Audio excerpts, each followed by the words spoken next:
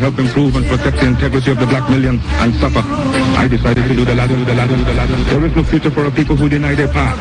My foreparents, my grandparents, my mother and father did not suffer and die to give me an education to oppress, slight, or discourage my people.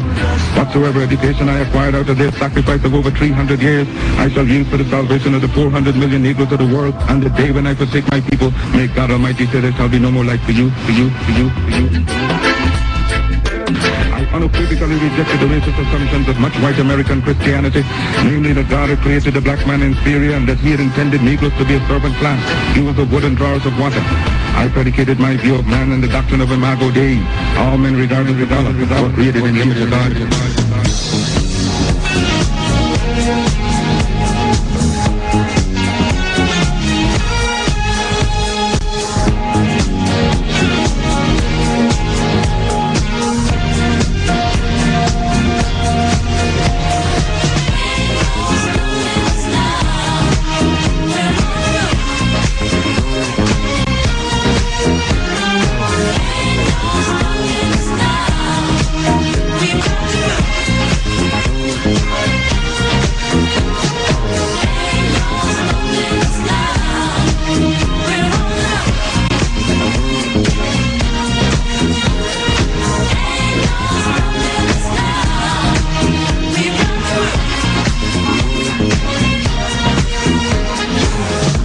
So many things that's held us down, but now it looks like things are finally coming around.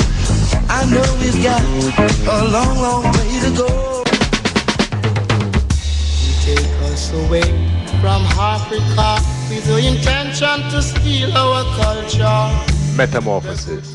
Metamorphosis. On Stars FM. Humble yourself, my children. Humble yourself. Oh, my brother.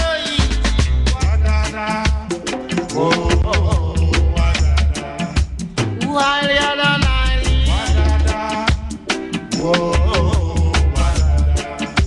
me love in Africa. Love in emotion. My interpretation, love universal.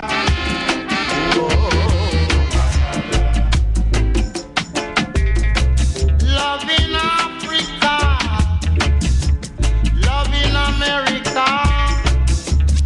Love in Canada.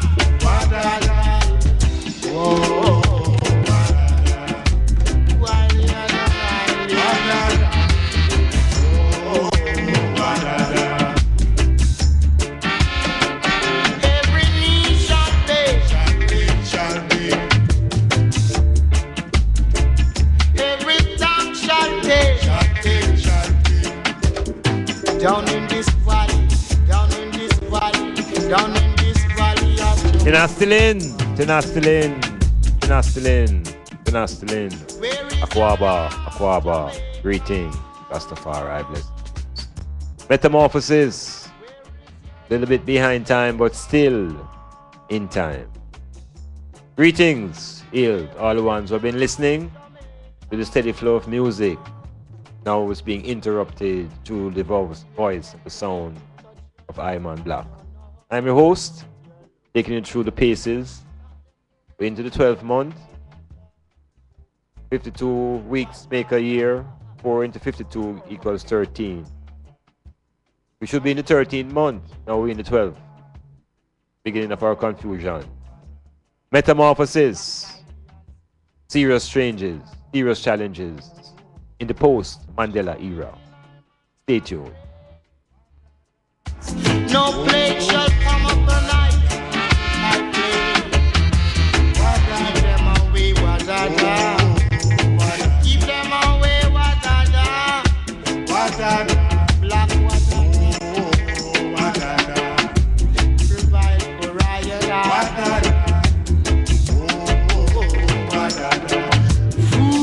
Yes, welcome again to another edition. Normally, starting time would have been 60 minutes prior to this, but due to activities within the system, a little bit of delay, but we're here, and we might just be fortunate enough to take it into the beyond the midnight hour. let us see what holds for the eye. Again, hail all the ones who are here on the land, those who are close by to the station in Port Antonio, Boundbrook in particular, Norwich Hills and Heights, in Passy Gardens, Snow Hill, and we can go the next end towards Port Antonio itself proper, Litchfield Hill, Drapers, Nonsuch, Land Settlement. Even all the people here in Portland and Port Antonio. Even the people in West Portland, furthest east, even the people in St. Thomas and in St. Mary. All the taxi drivers, all the man them moving the people across this land of discrimination. Heal up Bella, heal up Rumpel, heal up the man in Port Antonio. And of course, hail to all the ones who are on the text lines. Recognize your presence and give thanks for your connection. And we hail the people who are in cyberspace at www.stylesfm.com. People who are connected to this program through their various devices. We say hail, give thanks for the connection. On to deal almost instantly with some things that are happening locally and things that are happening globally.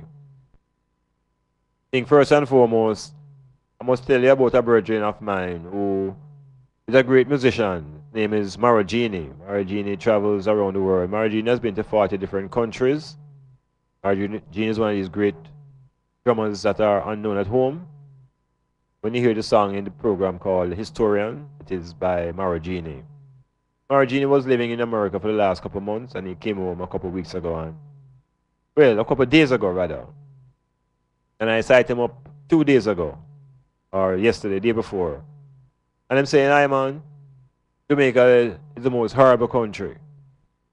Someone say, what do I mean? Him say, it's the most horrible country. Now, I was taken aback because the Virgin has come home. So I'm saying to myself, how could the Virgin come home and describe this place as the most horrible place? Someone say, Maragini, what do I mean? Now, this is a man who has lived in 40 different countries. Some of these countries he has lived in for years. Some of them he has lived in for months. And the Virgin said to me, you know why this country is horrible? Talking about Jamaica.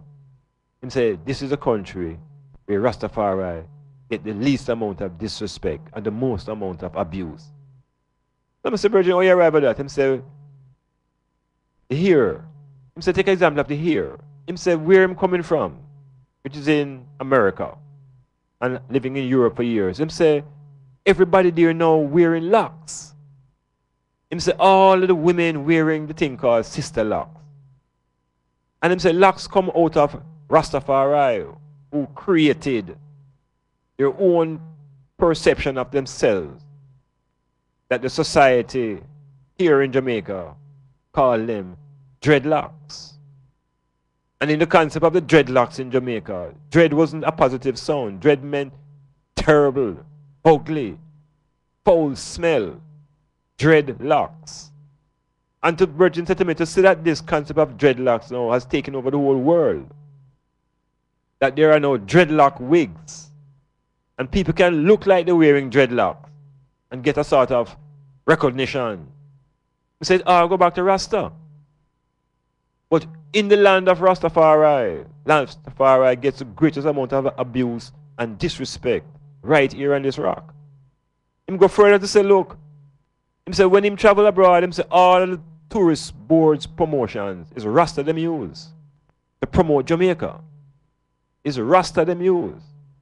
Him tell me say in the 1980s, plane loads of Caucasian German women would rush to Jamaica, that they all could capture their own Rasta man. So it is Rastafari that has given Jamaica its greatest amount of prominence. Yet, in the land of Rastafari, it's the greatest discrimination. Youths today still laugh at Rastafari and mimic Rastafari about your pork. Rastafari, you still eat pork and your comb drop. And it's still a butt of abuse. So hypocrisy now is dominant and shows itself in the nature of the society. My Virgin continues to say, he said, Tess and Chin in Jamaica gets no respect as a singer. But because she gets big on the voice, and the rest of the world see her now. The whole of Jamaica go and claim Tessa and Chin. Him say it's hypocrisy. Because she couldn't get a break here. And nobody here would don't rate her. So he must say to I, this is a horrible place. And what makes the place horrible is the mentality of the governance. The mentality of the plantocracy. Sit on the plantation, right here on this island, governed by hypocrisy and parasitism. Because when that laxman gets money, everybody rush him. Yeah. Terrible place. But it's home. And we're going to improve it. Metamorphosis. Styles FM. God keep shining at this we wise and human stand sipping from this full cup of peace. Not one shall not one. Poor people shall not enter. These are all alone. We wise and a true man stand sipping from the cup of peace. You chant down no Babylon. You chant down no Babylon. You chant down no Babylon. Chant down no Babylon.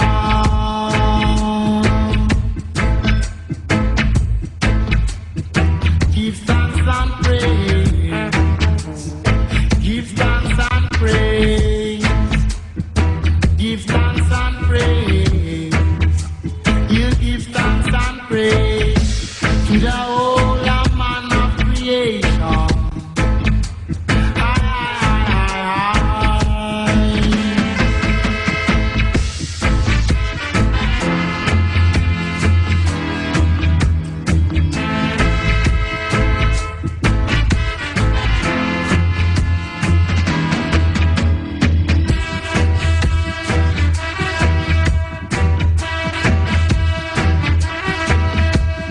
Chant on the Babylon.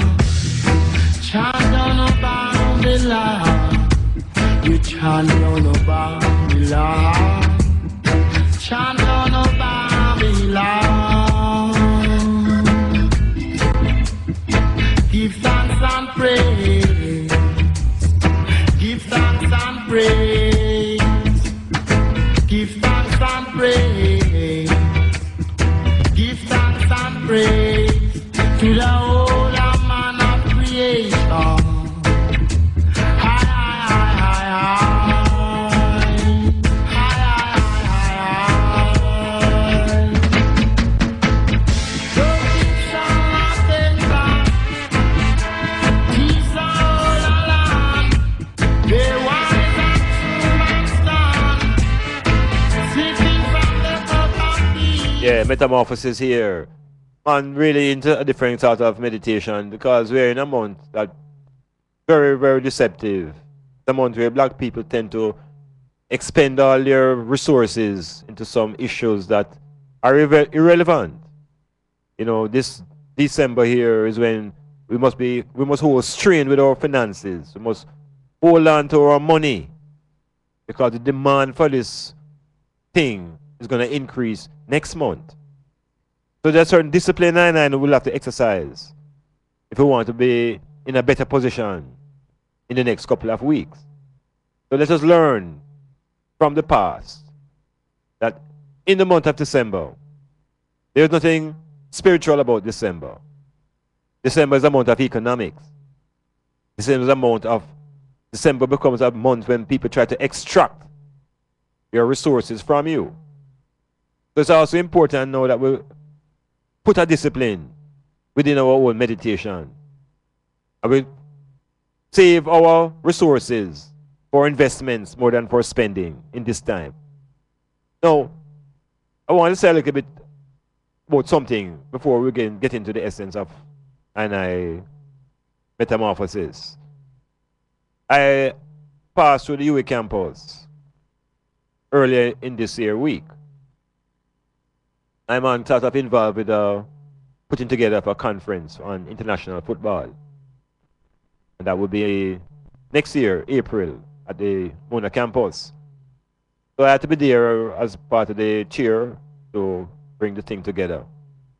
But the greatest part of the campus is not inside the classroom, but the reasoning that take place out on the premises, under the trees them and on the benches and the various places where the brains and the minds organize and have discussions. So I know you get into a reason and telling me that as a matter of fact, he has been on the campus a long time working just as a worker, having a job there. Now he has worked himself into becoming a student and is involved in studying history. And the Virgin began to explain to me that what he's learning in the foundation course of Caribbean civilization, when the Virgin started sharing with me what he learned, I became very disturbed.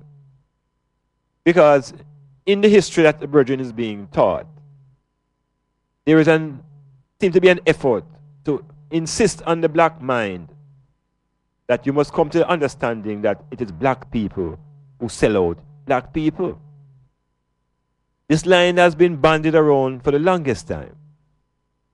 And every time we speak about our story and our enslavement, we always hear attached to it, it's black people sell out black people, you know. So there's a sort of excuse and a sort of total elimination of the role that this enslaver actually played. The impression is that it's black people enslaved themselves, and it's just that white people were just happened to be passing by Africa one day, and they were called ashore and told that they had some slaves to be sold. That's a kind of fairy tale. So I had to reason to the Virgin. I said to myself, "So youth, what do you mean black people sell out black people?" He said, "Yes, man." He said, "Them used to have tribal wars, and they used to take the prisoners and sell them to the white people." I said, "Yeah, that is true. But you think when the white people left Europe, they came with some gifts to give to the Africans, or they left with the idea of to colonize and to capture?" Him said, "Well, him don't know." So I said, "Look here, we need to think about this a little clearer." So we see within this metamorphosis, I want to address the point of what is it that black people really did when it concerns this issue about selling out each other. Because you see, if we continue to hold that line, we're not going to really liberate yourself to go forward. Because the responsibility must rest fully where it's supposed to rest. Now, you can't ignore slavery, and we can't ignore war, but we will not ignore the fact that the Europeans left Europe and came to Africa and engaged in wars of capture. And we must also remember that there was resistance to those wars. So we'll speak about that as we go through the metamorphosis.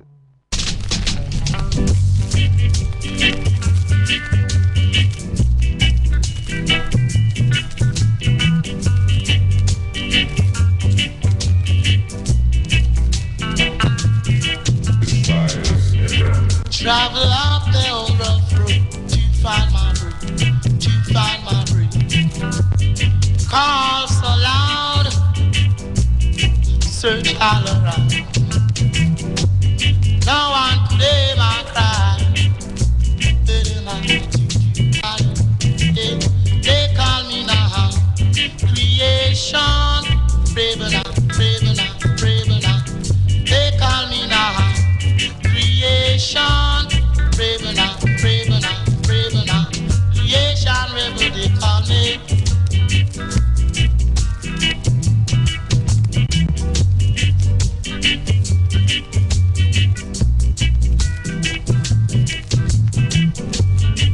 Wanting more for I told you, right told you, yeah.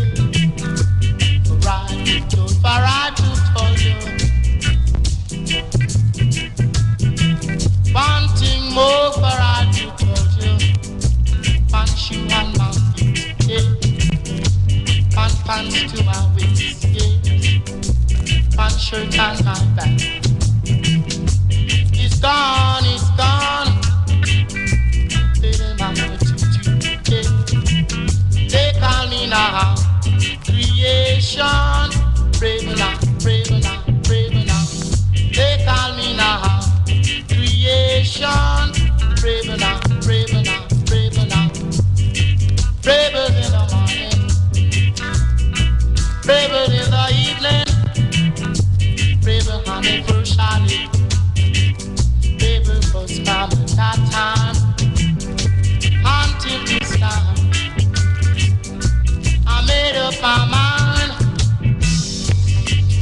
up my faith, yeah, singing my song.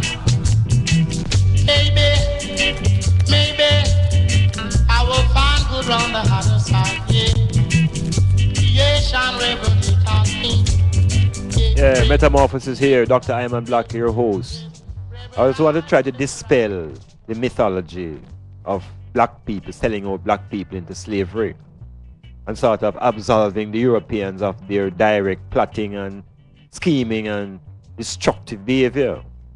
It's not an attempt to make I and I feel guilty that it is I who was responsible for the enslavement to the European people.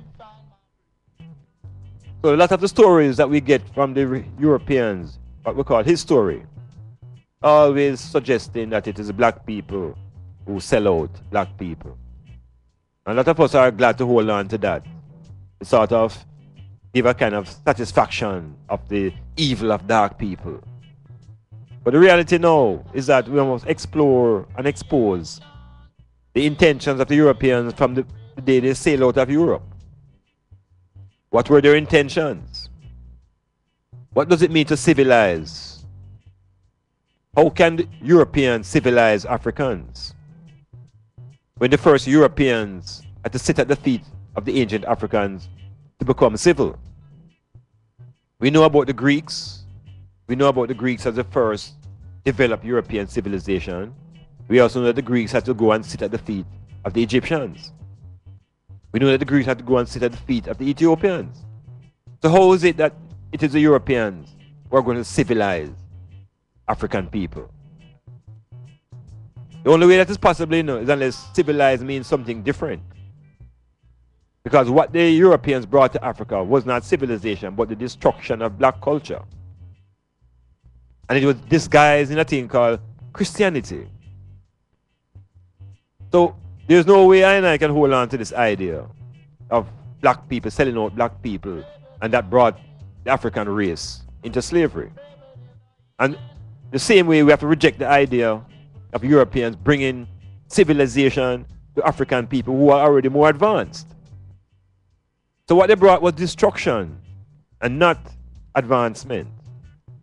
So the concept of European civilization is really equivalent to the destruction of black civilization and black culture. So in that destruction, a lot of wars were fought against African people by these Europeans. Yeah, there's not a bunch of people surrendering and submitting slaves to Africa, of African people. We're talking about millions and millions of African people. The strategic wars were planned by these Europeans in the middle of the 15th century.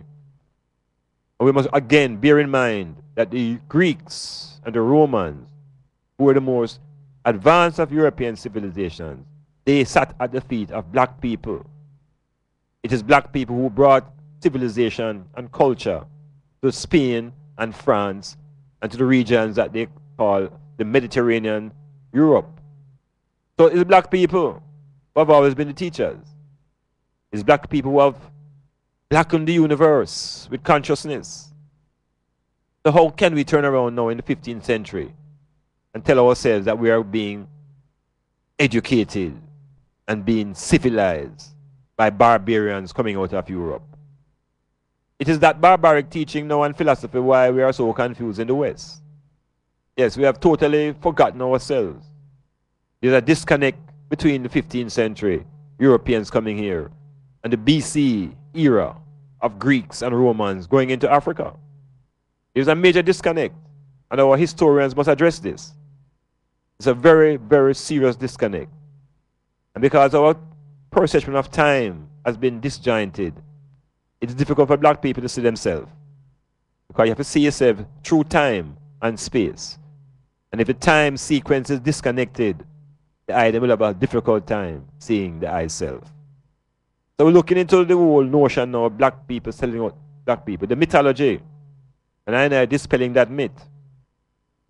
And an important reader, important writer that I want my listeners to take heed and pay attention to this man. This man's name is J.A. Rogers. J.A. Rogers has written some of the greatest literature that the black mind needs. Two of his important books One is called From Superman to Man. The other one is called The World's Great Men of Color. And in this book, The World's Great Men of Color, J.A. Rogers identifies all the great personalities before the birth of the Christian Jesus. All the great personalities, beginning with the first Christ, Imhotep. So I'm recommending the ones who have access to literature to get your hand on these two important Bibles. One, The World's Great Men of Color. The second, From Superman to Man. Probably the greatest piece of literature about black story ever constructed on paper. And we need to read to liberate the intelligence. Metamorphosis for the eye and the eye.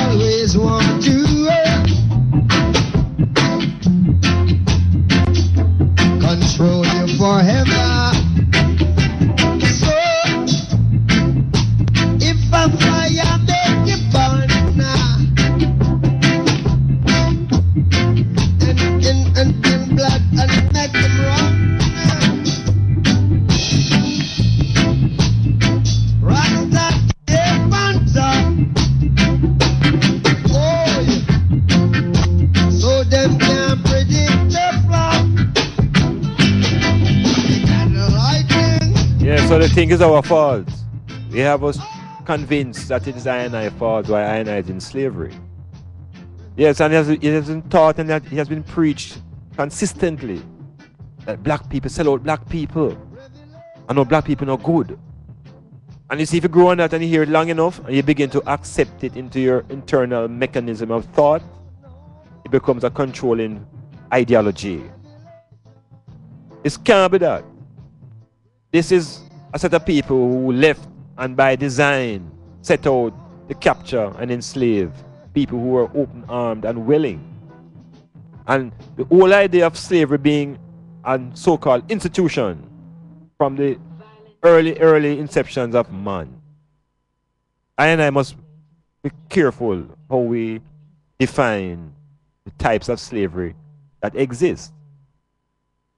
Because we can't pretend as though there were no slaves on the African continent, because there were wars and there are struggles amongst nations.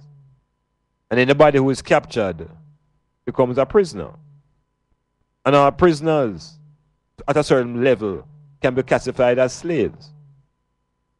The difference in certain type of slavery is that in some levels of societies, the slave is in a position where the slave can regain his or her freedom, usually by economic means and service.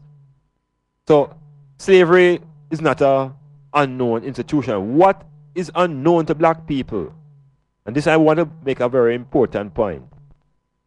The type of slavery that was unknown to black people was the type of slavery that was introduced to black people by the Caucasian Europeans.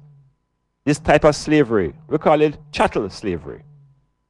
And in chattel slavery, you remove the persona and the personality and the dignity of the individual is forcefully removed, brutally removed, and replaced with an alien ideology and a false concept of self. So the wars are normal, but the type of slavery that black people were put into when engaged by white people is a different thing. Because in chattel slavery, there is no condition and chance of you releasing yourself from that situation, because as a chattel, you're not even viewed as a complete person. So the black people were taken out of the African continent, knowing about slavery, but never knowing of the type of slavery that would force them to lose their names. It would make them lose their language. A slavery that would make them lose their religious identities. And a slavery that will impose upon them a concept of a savior that is similar in appearance to the colonizer. This is the type of slavery that I and I had to battle with. And black people didn't sell black people into that type of slavery. Prisoners are sold forth and back, but chattel slavery is something that the Europeans seem to have mastered and brought into being. And today, black people still thinking like chattel.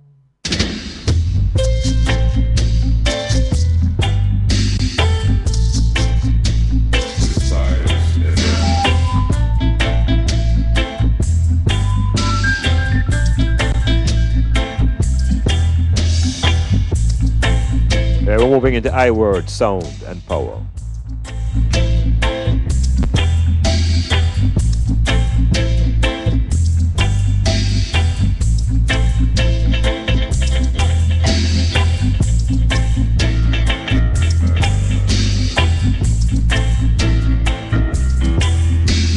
Yes, Charles Hayes on the Facebook. There are people in Jamaica who glorify slavery, thinking that it's because of slavery why black people can now speak English.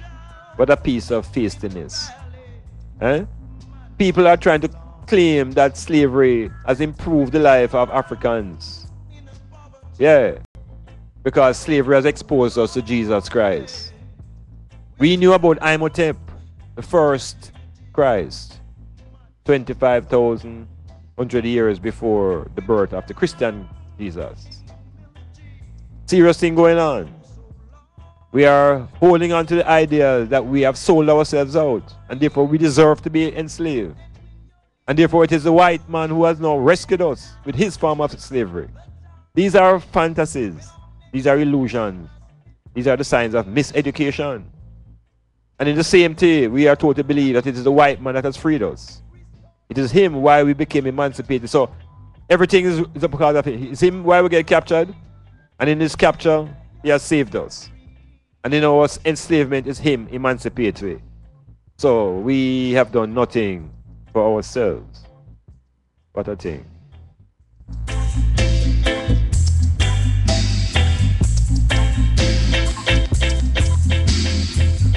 We've been down in a separation much too long. So there's need for a resurrection. And this resurrection will come through education. It will come through education. It will not come through religion. It will come through education. It will come through the knowledge of who the I and the I really is. We've been down in a segregation oh so long. So rise and shine as the morning sun that surrounds you. It's international morality time, where mankind must be born anew. So rise and shine for the sake of the younger generation, putting hearts and minds to brotherhood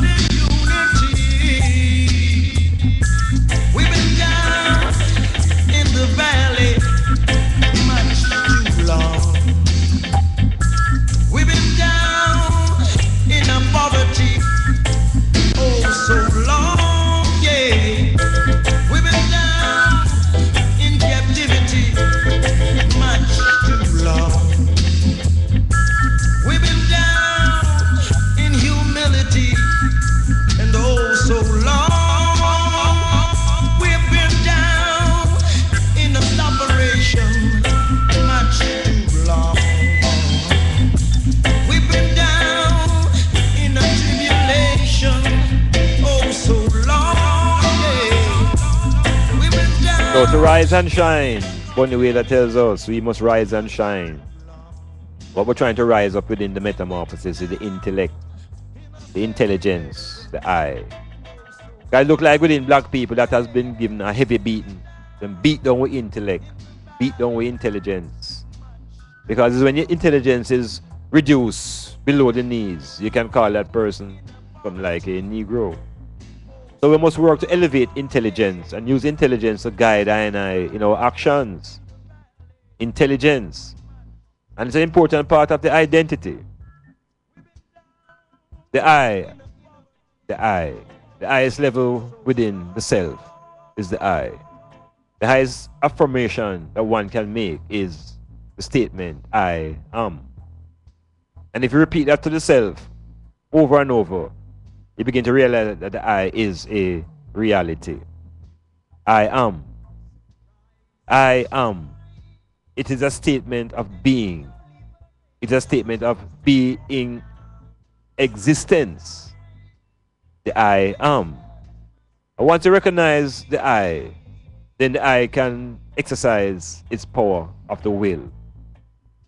And so, from your grounded in the I am, the next stage is to exercise the I will. And that's how we begin to create action. That's how we begin to move from noun to verb, or from adjective to verb. We get into the doing mode. So the I now is a centerpiece of all activity. The I is the center of existence. The I is an entity unto itself. Now once the fusion takes place, egg and sperm, that brings forth the consciousness now, collective consciousness of the I. We speak about the identity. I was speaking to the foundation identity that makes up an individual. There is identity of race. There's identity of gender. There's the identity of the spirit. Let's call that the triangle, the trinity of the identity. Three aspects: the spirit, the gender, and the race. Now, within the black people, this is the foundation, because the egg and the sperm coming together creates this entity. And this entity is governed by an I. The I, of course, is located within the brain. The I is at the center of the consciousness. The I is at the top of the endocrine system. The I is actually located in an organ in the brain. And this organ, we know, is the pineal. So everything we speak of is grounded in physiology, grounded in psychology. We're talking about the blackness of the I. So the I has race, the I has gender, the I has spirit. But once we are on the outside here now, and we have been delivered, and we step on the outside, there are some other identities that are imposed upon the I, based upon society, based upon the culture, based upon the space. One of those identities we can consider to be a social identity. We can call it class. So this class identity is put on an individual, and a lot of the classness is based upon your level of education and your level of finances. So these are things that are socially constructed, things that can be created, things that can be improved upon, things that can be changed. So you can change your social class, you can improve your education, you can improve yourself in your money. But there is a challenge that all black people have to face. And in this challenge, it's a global challenge. And this challenge is presented in the form of an identity that defines itself as white. Yeah, we have been forced to confront this identity that is called white. So I want I and I to look at this concept now of whiteness, because it is not within the natural identities that we inherit through procreation. This is an identity now that is created and imposed. This idea of being white is not a racial identity, because there are no people with white skin. So there are no white-skinned people. White is not a sexual identity, because we deal with male and female along the line of gender. So what really then is this whiteness? Is it about the spirit? Or is whiteness an identity created through the realm of politics? Is whiteness a political identity?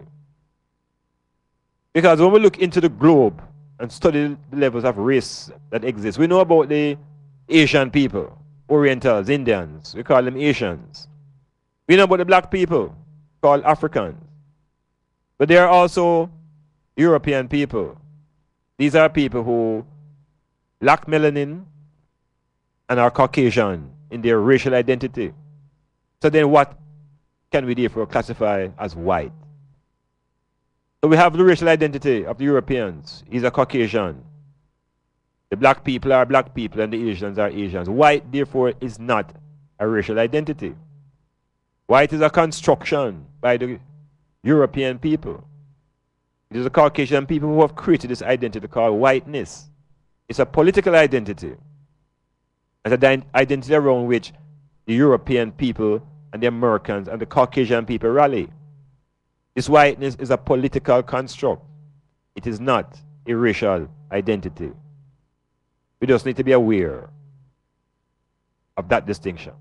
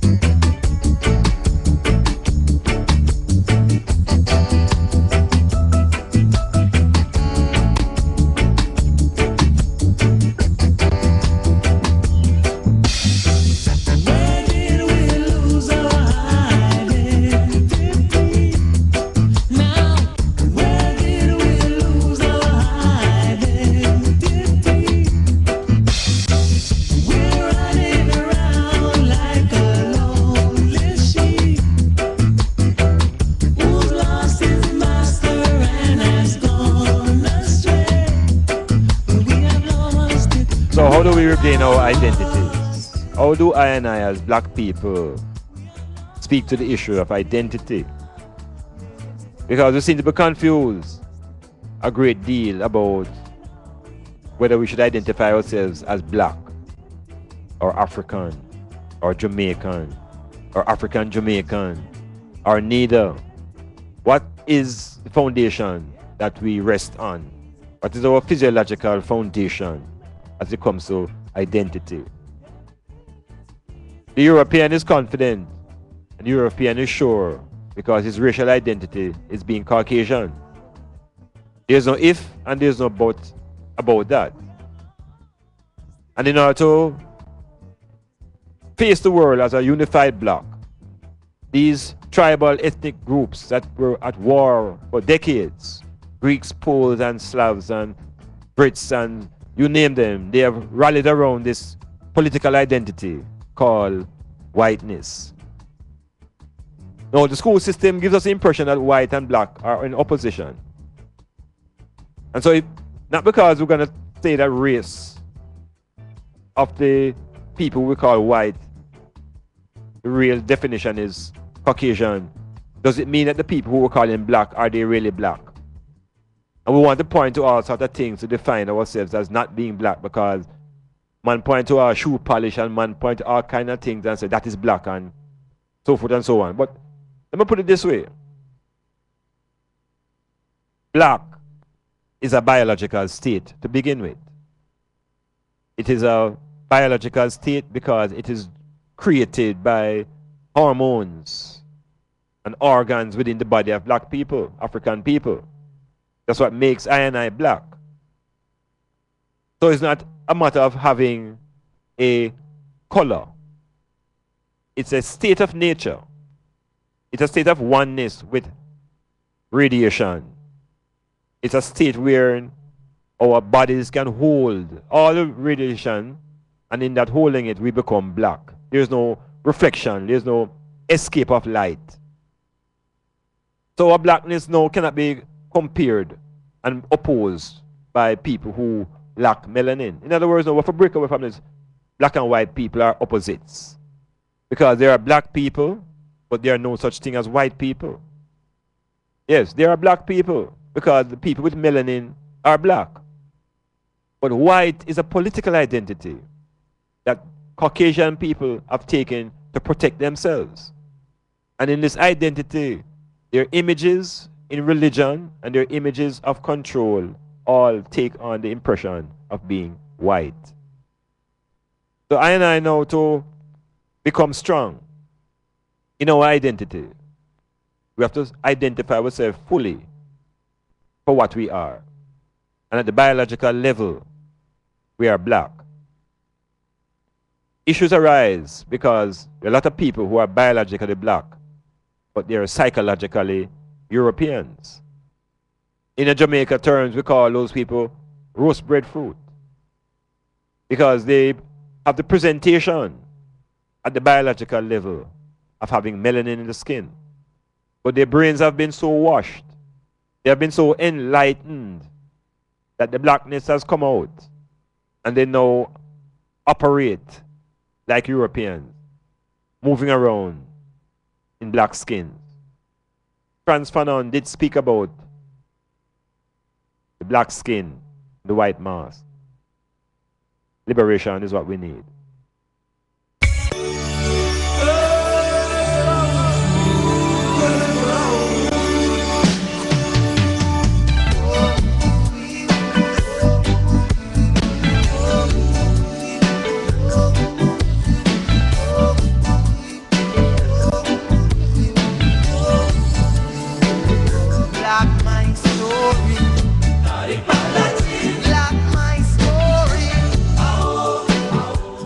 You know, there's a serious thing now arising out of this issue of identity, you know, because within our state living, within our society living, there's a concept now called the citizen. And one of the ones now must be forced to also contemplate and consider who is a citizen and what makes a person a citizen. And then later on I will make that connection now with the struggle with the people in Hispaniola.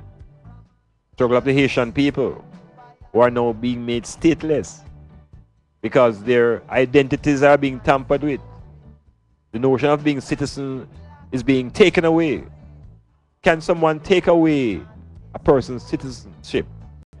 And is there really such a thing as being stateless? And who is it that makes these ultimate decisions? Is it not men and people? So, struggle for self. In one context, you are called an alien. And you're given a card, a green one.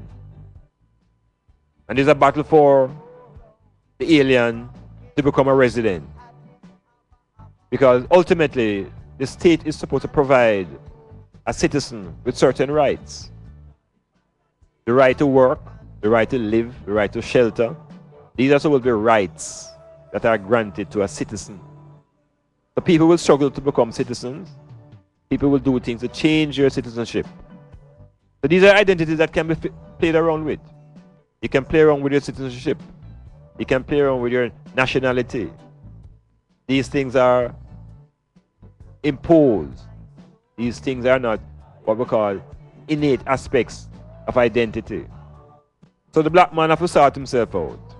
In some societies, the black man is being called an alien. In other societies, being called a minority. And I must see ourselves for who we are. Because ultimately, identity is grounded in the race and in the sexuality. The notion of spirit, very, very serious within African tradition. And we regain that when we begin to reconnect with our ancestral forces, when we begin to plan our children again, when we move away from the animal state of just breeding and begin to plan our children, we begin to reconnect with the real spirit. Yeah, Metamorphosis, Iman Blak. I want to play the song called World Citizen, but I'm having a problem getting it loaded up, Kasha Blak, because I really want to contemplate this notion of citizen. Who is a citizen? Who gives one the right to citizenship? Yeah, it's men and people. The greatest level of identity, though, is not your citizenship, but your racial identity. Make all that first. From Cape Town to Addis Ababa and Congo, African glory, African glory. What I want to see, African liberty, give it to me.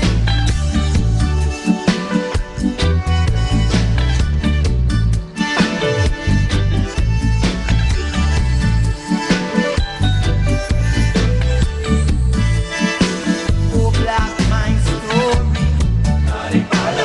Blak my story. No, not his story. Blak my story, African glory, African glory.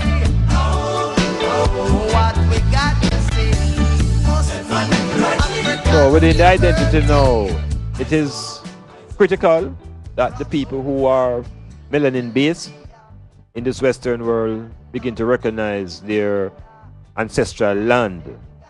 Because identity now is connected to land as well. Gives you a certain amount of rights. So the people in this island, for example, we are to be called Jamaican. That is our national identity. But our land is not Jamaica land. Our land, through our racial ancestry, is a continent. So we can't lose sight of ancestral homelands. The Chinaman does not lose sight of China, even if he has never visited it. And the Indians in the diaspora always recognize the homeland of India. And I having a problem as people of melanin, people of African orientation, are refusing to connect themselves with the homeland. They're holding on to Jamaica land, which is the land of their nationality. The homeland, the land of their racial identity, is the African continent. So the identity must be African. And it cannot be Jamaican African. It had better be African Jamaican. In other words, the dominant aspect of our identity is the racial identity. So we should not be fearful of identifying ourselves as African people. Yes, the media is distracting because the media projects the worst things, and the history book tells you about the dark continent, but remember that the dark continent simply meant it was unknown to the Europeans. To the Europeans, everything in Africa was dark. To the African people, it was the blackness of their culture that gave light to the Europeans. So we have to love being Africans. We have to embrace the concept of being Africans. We have to be Africans whether we're living on the continent or whether we're living on the island. So if you're in Barbados, or you're in Trinidad, or if you're on the North American plantation, or you're in Canada, or if you are on the actual continent of Alkebulan, the people are Africans. And if the African goes to the North Pole, and as a child there, that child is not a North Polean. That child is an African born in the North Pole. So we can't escape. And it's unwise to try to escape. Because if you escape yourself, where can you really end up? Except at yourself. Metamorphosis, insisting that the blackness and the Africanicity come together in one positivity. Economic liberation is a duty I owe to posterity. Great Zimbabwe stands, ancient rocks are firm. Come now, Draco go down.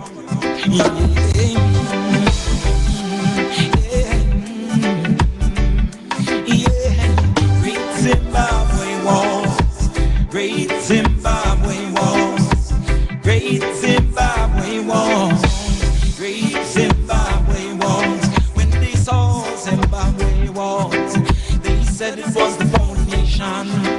They said it was the Syrian. They said it was the Chinese. When they saw Zimbabwe wall, they said it came from the Iberian. We know it is 100% African.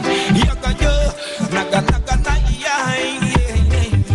Zimbabwe walls, great Zimbabwe walls, great Zimbabwe walls, great Zimbabwe walls. So who your Vasco de Gama be? So who Prince Henry the Navigator be? So who was yours? Sir Walter Raleigh. So who was Amerigo Vespucci?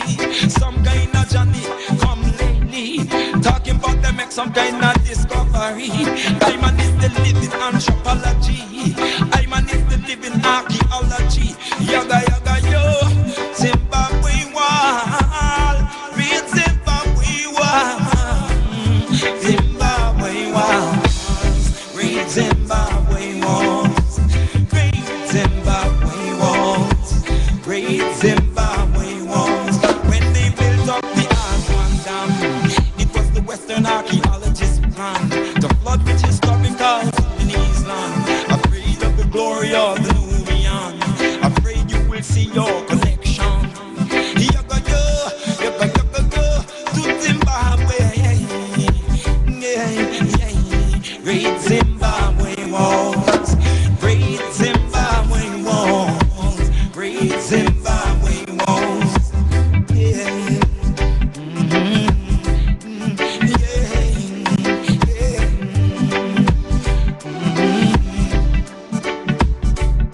So who your Vasco de Gama be?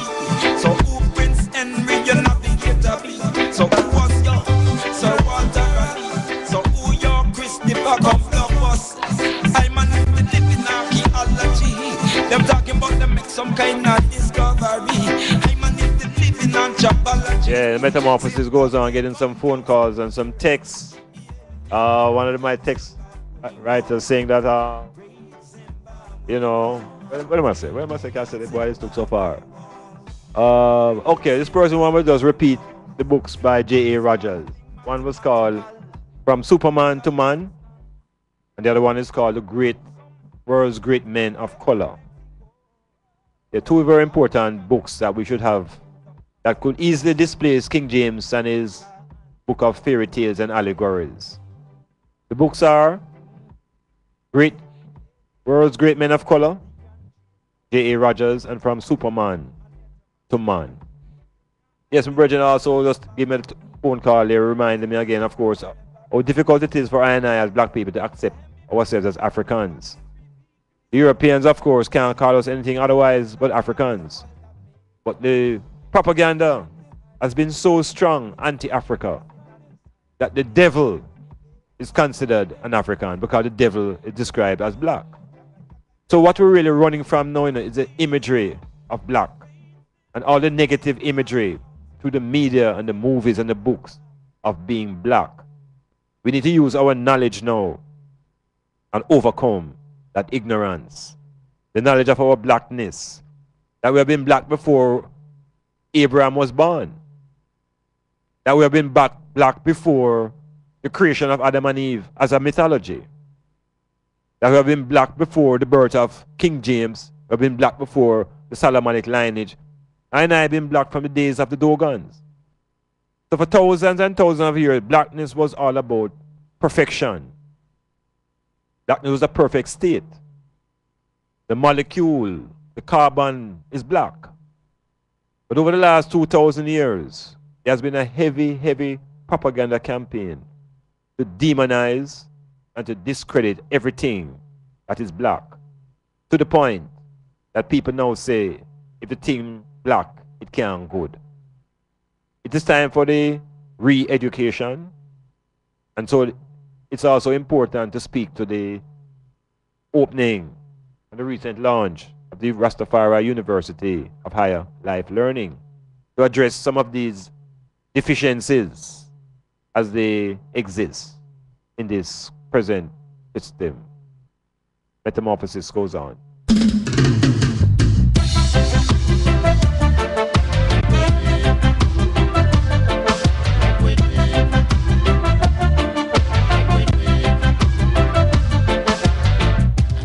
Now, J.A. Rogers in his book, World's Great Men of Color, tells us that until near the end of the 19th century, the African freedom struggle was a military struggle. This aspect of African history has been shamefully neglected. I do not believe the neglect is an accident. Africa's oppressors and Western historians are not ready to concede the fact that Africa has a fighting heritage. The Africans did fight back and they fought exceptionally well. This fight extended throughout the whole of the 19th century. This fight was led in most cases by African kings. The Europeans referred to them as chiefs in order to avoid equating them with European kings. But the fights in Africa were led by African kings. They were kings in the truest sense of the word. Most of them could trace their lineage back more than 1,000 years. So you see the blackness of I and the history of I takes thousands of years in time. These revolutionary nationalist African kings are mostly unknown because the white interpreters of Africa still want the world to think that the Africans waited in darkness for other people to bring the light. In Western Africa, the Ashanti Wars started early in the 19th century when the British tried to occupy the Gold Coast. There were 11 major wars in this conflict, and the Ashanti won all of them except the last. And if you're ready, make we do it. And if you're ready, make we do it. And if you're ready, make we do it. I make we do it. I make we do it. I make we do it. I make we do it. Make we do it for Jah. Make we do it. Jah Rastafari. Make we do it. The roots and culture. I make we do it. I make we do it. I make we do it. I make we do it. J.A. Rogers continues and said, there were two freedom struggles in pre-independent Ghana. One was led by the Ashanti in the hinterland, and the other was led by the Fanti who lived along the coast. The Ashanti were warriors. The Fanti were petitioners and constitution makers. Hey, that doesn't sound like black people. These are people themselves coming out of caves, and there were no caves in Africa. Let us rewrite our own story.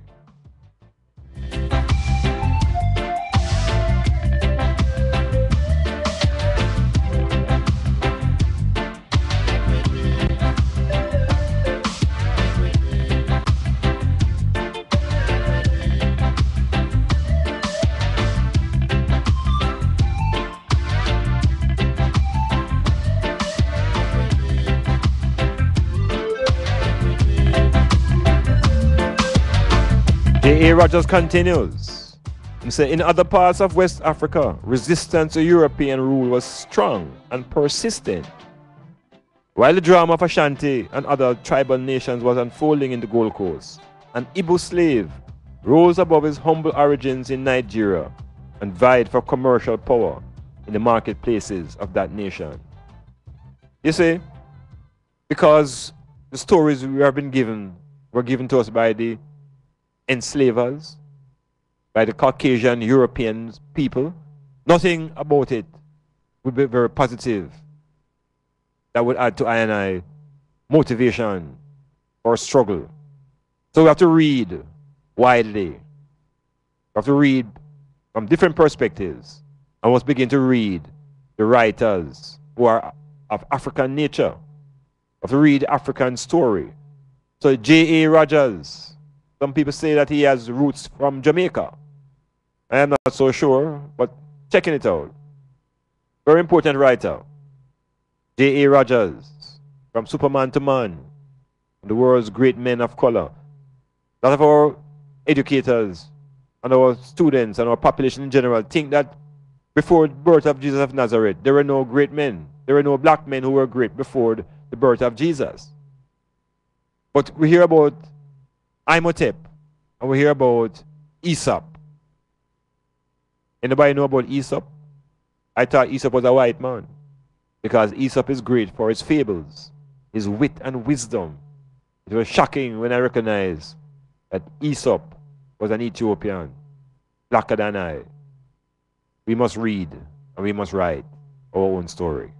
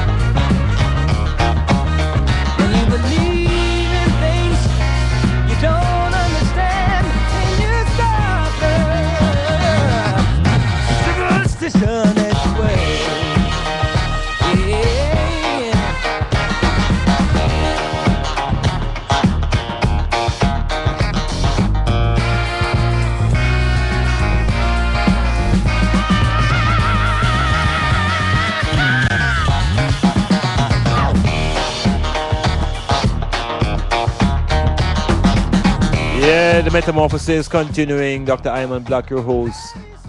My brother McConnell just happened to come through before the program is out.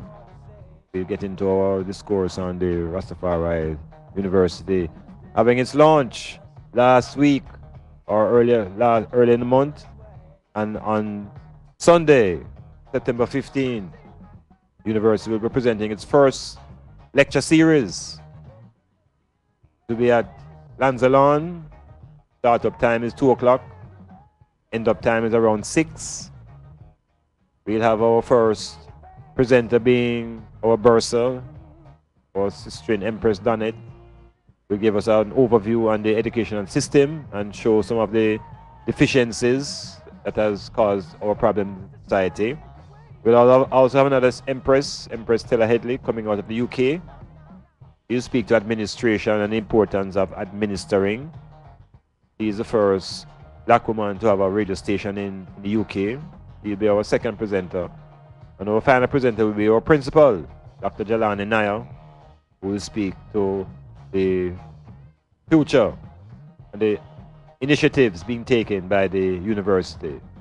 Just 3 months in being, still in this embryonic stage, and I'm inviting all Metamorphosis listeners coming to Port Antonio on Sunday, 3 East Palm Avenue, and be fully imbibed in knowledge.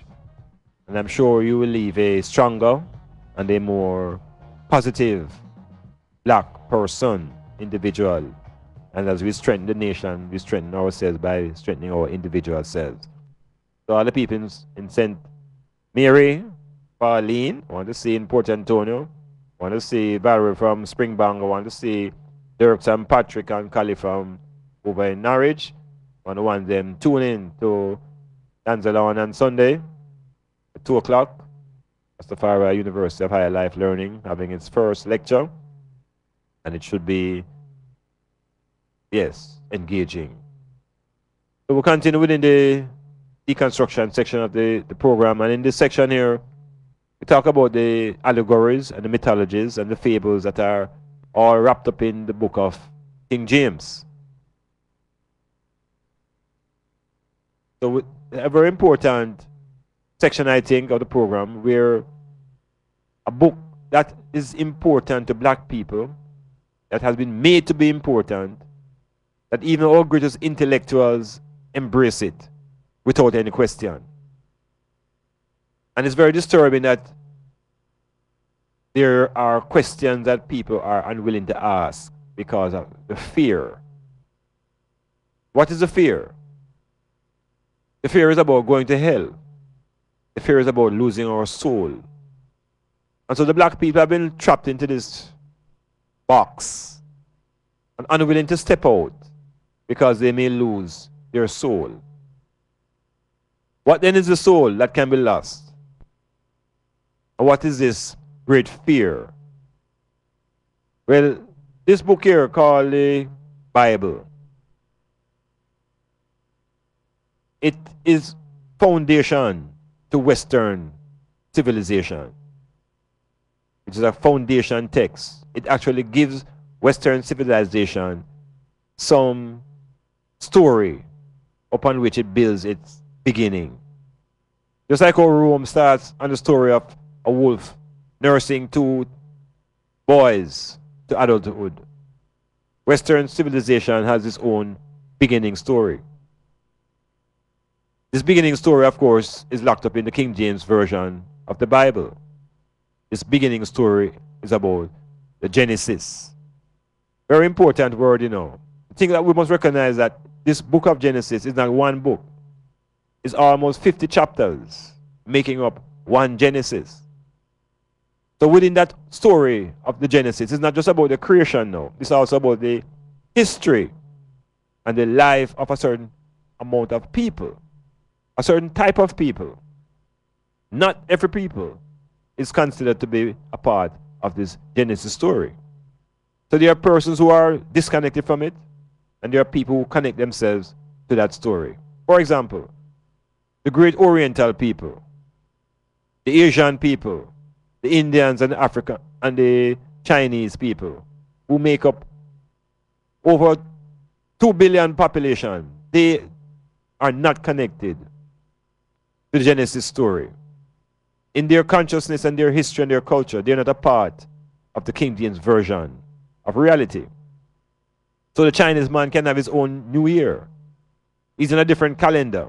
He's in a different space and time. The black people now who are locked into this book of Genesis are also in a different space and time. They're locked into the past.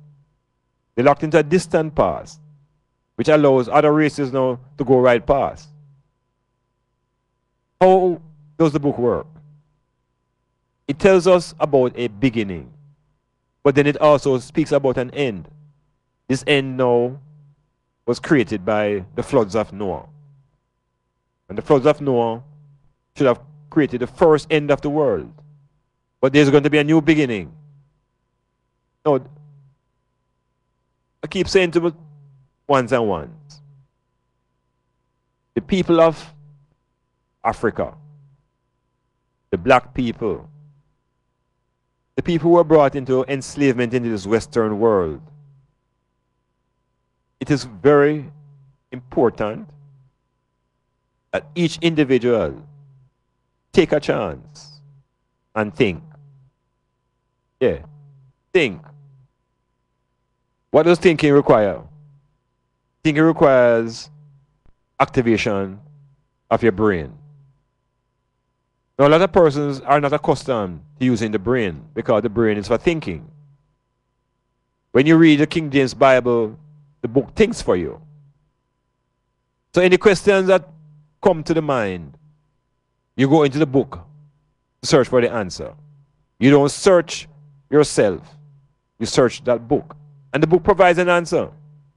The book tends to provide several answers. Oftentimes the answers conflict each other. Now, a brethren came to visit I within our meetings at the university. And he began to speak about the importance of the Bible. And he went further to tell us about Nimrod. And he began to tell us about Ham. And his concept of the history of black people was locked into the biblical story of Ham. That Ham was a son of Noah. And he actually had Noah as a literal man, and he had the flood as a real event. Now, this is a serious problem in the life of black people, because the flood as a real event is not a practical event, because the flood conflicts with African history. Africa has no history of a flood. Africa has no history of an ice age. So we have to begin to know to look between the lines and check out this character called Noah. And check out the whole fantasy of a global flood that will restart black population coming out of an ark. It's a very powerful conception to hold on to. So powerful that we lose our identities. We lose our blackness. We lose our African identity. And we become sons of Noah. Then it is tied into the Bible. And they talk about Nimrod. And they talk about Cush. And they reconnect the story to African personalities. I'm saying to the I, we have to debunk Noah. And once we dismiss Noah, his sons will go. The stories of the Tower of Babel will go. And most of the other allegories will simply fade away. What will be left is the continent, the black people, their history, our story, going as far back as the Imhotep.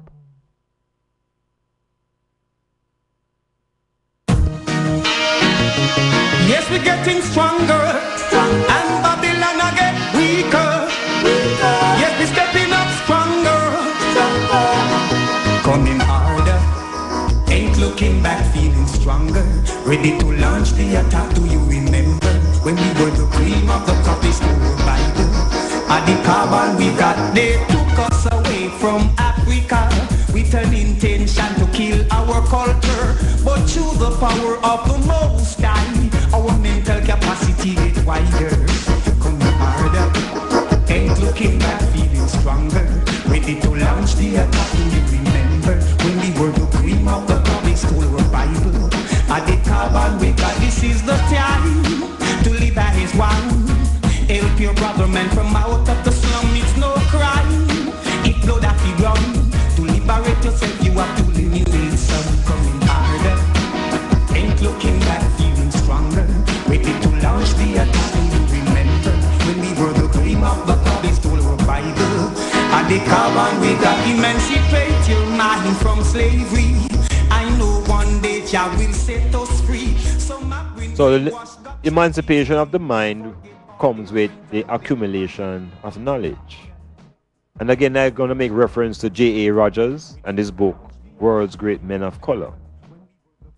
I came upon this book in the 1970s while finishing up my first degree by studying in the land of Mary Marker. And on page 38 of this fantastic Bible, we have the story of Imhotep, I-M-H-O-T-E-P. Some people now are saying Otep as a way of greetings. Imhotep is considered the god of medicine. Imhotep was considered to be the Prince of Peace and the first Christ. His time of being is 2980 before the Christian era. 2,980 years before the Christian era. Before any Mary and Joseph and Jesus. Nearly 3,000 years before, there is Imhotep. No individual of the ancient world has left a deeper impression on history than Imhotep.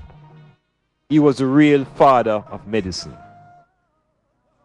He is, says Sir William Osler, the first figure of a physician to stand out clearly from the mist of antiquity. Now, he lived at the court of King Zoser of the 3rd dynasty, where he established such a reputation as a healer that he was worshipped as a god for the next 3,000 years. Not only in Egypt, but also in Greece and Rome. Even early Christianity worshipped him as the Prince of Peace. We're talking about Imhotep, 3,000 years before the Christian era. To the power of the Most High, our mental capacity is wider, coming harder, and looking like feeling stronger, ready to launch the attack. Remember when we were the cream of the crop, they stole our Bible, and the carbon we got, they took us away from Africa. Imhotep appears to have been versatile. In addition to being the chief physician to the king, he was sage and scribe, chief lector priest, architect, astronomer, and magician. And at that time, magic and medicine were allied, as in native Africa and the East today. He was also a poet and a philosopher. Imhotep preached cheerfulness, and he urged contentment. His proverbs, embodying a philosophy of life, caught popular fancy, and were handed down from generation to generation. One of Imhotep's best-known sayings is, "Eat, drink, and be merry, for tomorrow we shall die." Yes, it was Imhotep who said that. Eat, drink, and be merry, for tomorrow we shall die. 3,000 years before the Christian era.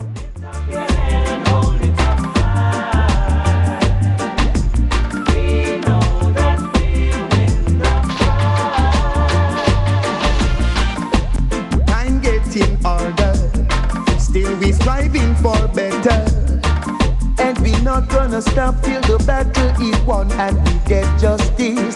Cause if you lose your stand, anyone will try to push you over, over and over. Lift up your head and hold it up high. We know that we'll win the prize. Lift up your head and hold it up high. We know that we'll win the prize. So J.A. Rogers continues. He said there is evidence that the Egyptians, and perhaps Imhotep himself, diagnosed and treated more than 200 diseases. Among them, 15 diseases of the abdomen, 11 of the bladder, 10 of the rectum, 29 of the eyes, and 18 of the skin.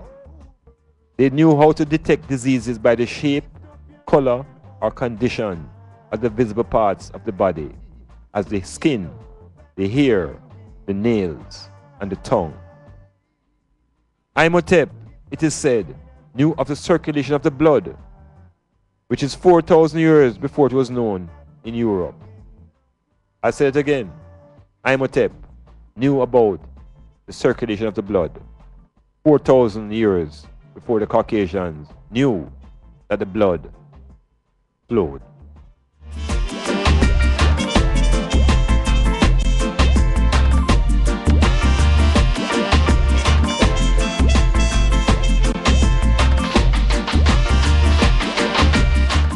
Imhotep's fame increased after his death, so it usually goes. He was worshipped as a medical demigod from 2850 BC to 525 BC. And Imhotep was worshipped as a full deity from 525 BC to 550 AD. Kings and queens bowed at its shrine.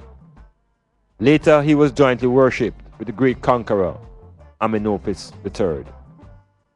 So Imhotep, the first Christ, ancient black culture. Imhotep, anciency, black culture. Liberation through knowledge. The first Christ, peace, Prince of Peace. They'll send someone to run you over and over. Lift up your head and hold it up high. We know that we'll win the prize. Lift up your head and hold it up high. We know that we'll win the prize. There's a great temple in Amen, or a place called Karnak. It contains two reliefs of Imhotep. And on the island of Philae, there's a temple in his honor. The inscriptions to him reads, Chancellor of the King of Lower Egypt, Chief under the King of Upper Egypt, Administrator of the Great Mansion, Hereditary Noble, Heliopolitan High Priest, Imhotep. Now, when Egyptian civilization crossed the Mediterranean to become the foundation of Greek culture, the teachings of Imhotep were also absorbed there. Imhotep was forgotten for thousands of years, and Hippocrates, a legendary figure who lived 2,000 years after him, was given the title the Father of Medicine. So, we're saying to the I and I know who listening to the Metamorphosis, and we're talking about anciency. And we're talking about knowledge of self and belief systems and the notion of a Christ. We cannot ignore the reality of Imhotep. Imhotep has been worshipped right across Europe. It is for I and I to embrace Imhotep and recognize that the concept of Christ is not about a salvation. It's not about a savior. The Christ is about a consciousness, a level of intelligence, a level of versatility. An architect, an engineer, poet, a philosopher, all wrapped into one. That is the powers of I and I.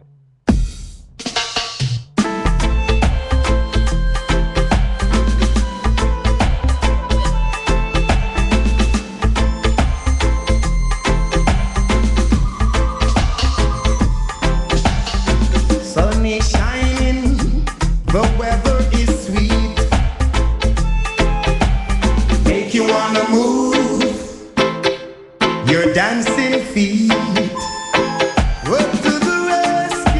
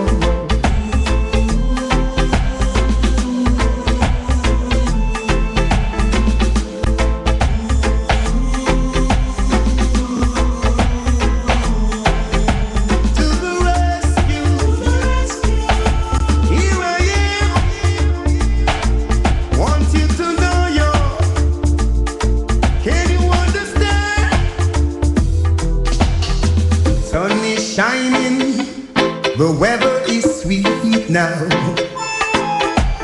Make you wanna move. Yes, Charles Hills. Aesop was a black man living in Greece. The same was a black Greek. Alright?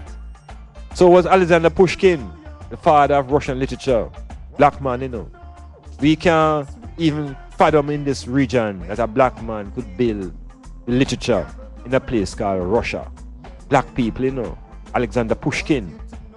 They hide the powers and the value of black people. And they try to highlight the negativity. But there's much more positivity out there from the days of Imhotep and before till this time. So we can't make that little blip in the transatlantic slave destroy tens of thousands of years of constructive history. Yeah, we cannot allow a blip to destroy the entire record. You know, when a record have a itch, some of you don't even know vinyl, you know. But sometimes the vinyl are growing in one groove. You just have to shake the turntable a little bit and see it jump out and it just continue.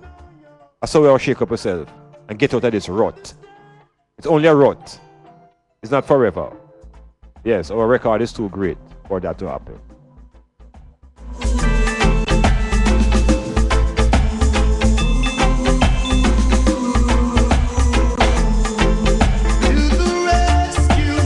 Yes, Charles, yes. When I was a youth, I used to read a lot of Aesop fables.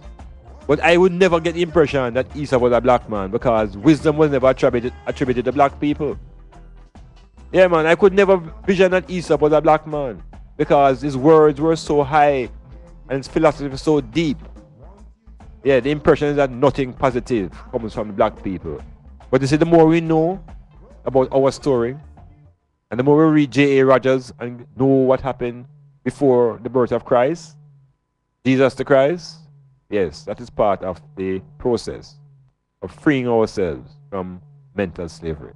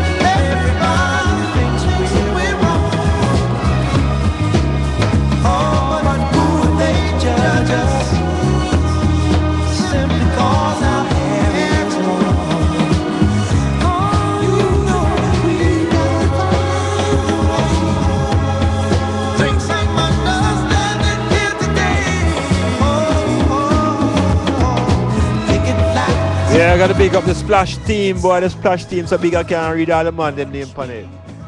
The entire Splash team in New Jersey. On the Hill item. Nice and SJ Flex and Altia good as. and 16, and the Tsunami family, as a mystic, Rupi T. All right. Splash Radio 94, coming out of New Jersey and reaching out to the World Wide Web. And of course, locally, somebody said to ask me how Imhotep spell. And it's IMHOTEP. See, Dre? I say listening and you're in, what you say there, Texas? Wow, may I tell you, styles and metamorphosis all over the place. So we give thanks for that connection and that query. I mean, people are listening and people are trying to upgrade their intellect. Because we talk spirit for decades. And everybody has spirit and everybody's spiritual. What we're lacking now is intellect. And intellect is driven by knowledge. And so the program is about knowledge, about unlearning superstitions and unlearning false ideas and replacing them with knowledge. So in the global news, some things going on. Most people right now are sort of fixated on the Mandela scenario, the mourning and the grieving. But you see, I'm now in a reflection mode. There's a similarity now I'm noticing now between Mandela and Obama. Both of them came onto the scene within this dispensation that they call in globalization. Mandela, of course, is the forerunner to this free black people mentality that we seem to be walking around with. Because with the release of Mandela, the whole idea was that the black people in the world were now free. Because Mandela embodied all aspirations of oppressed people, in particularly the black people. And we got this hyper feeling that at his release, we all empathize and vicariously experience freedom. That is a total illusion. Because from 1990 till now, the black people have reversed much in their position economically and socially. That racism has increased tremendously since the period called globalization. All this is happening now with the first two black presidents of the USA. This is supposed to be unprecedented, you know. Two black presidents, both of them ruling in the USA. Union of Southern Africa and the United States of America. They're both USA. You know, sometimes you go to the business places and you're buying goods and you see mark made in USA. Sometimes it's not America, you know. Sometimes it's Africa. The Union of South Africa. So we have in these two countries now where black people are significantly great in number and highly oppressed. What we have now is in early 90s, South Africa gets its first black president. And there's a big thing because this first black is something that is that they keep up on black people all the while. Everybody is struggling to be the first black. And the first black this. We are the original black people. We have done the first in everything already. But with two things that will just come. We still want to be the first. So Mandela was the first black president in South Africa. And Obama followed him up by being the first black president. Well, not really the first. First in contemporary days. First black president. So black people across the whole world now get trapped into this first black president in South Africa. First black president in America. It means that black people making progress. That's how it look. It's a part of the scamming. Because while these things are taking place, the white man is advancing. And he has advanced so much that he's now pursuing life on Mars. Yeah, he's not even concerned anymore about the black people on this planet. Because the black people on this planet are being controlled already by Lord God and his son. So the white man no longer have to be overseers to us. He has left people in education, he has left people in religion, and he has left people in the political arena to control the black people. So Mandela goes. First black president gone from South Africa. Obama will go shortly. First black president of America gone. Where then are the black people?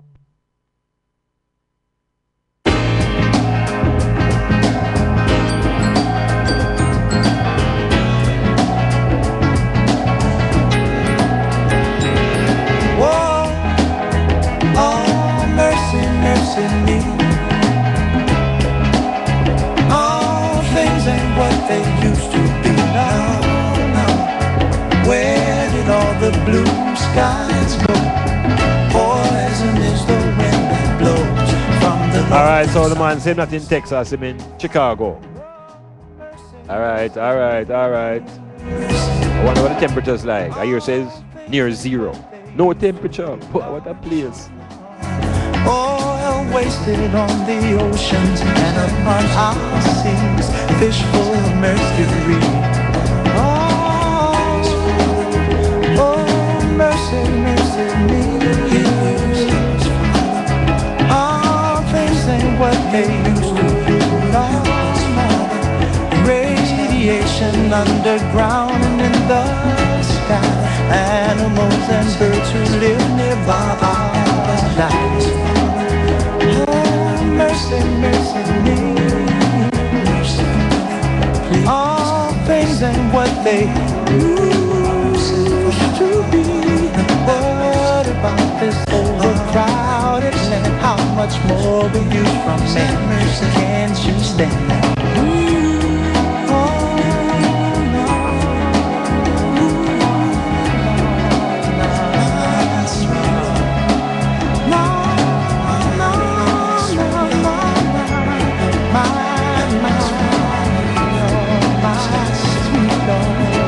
Yeah, so the brethren Dre sent me from Chicago and is one of my former students. Well, brethren, yeah man, give thanks that we had a connection in our earlier life and we can still speak to each other even in this point in time. I would say Imhotep is a important character, more important than Jesus of Nazareth. Yeah, Imhotep can save us with knowledge of who we are. I-M-H-O-T-O-P. And you know that the people in Hollywood who control so much people's brain make a movie about Imhotep and describe Imhotep as a mummy and something evil and something to be afraid of.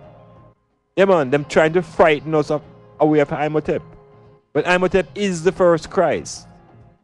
First Christ. Tell people you heard that on the Metamorphosis. There have been several Christs. Jesus of Nazareth is maybe but 31st or the 32nd, somewhere along that line, way down the line. I am making reference and homage to the original, right? Imhotep.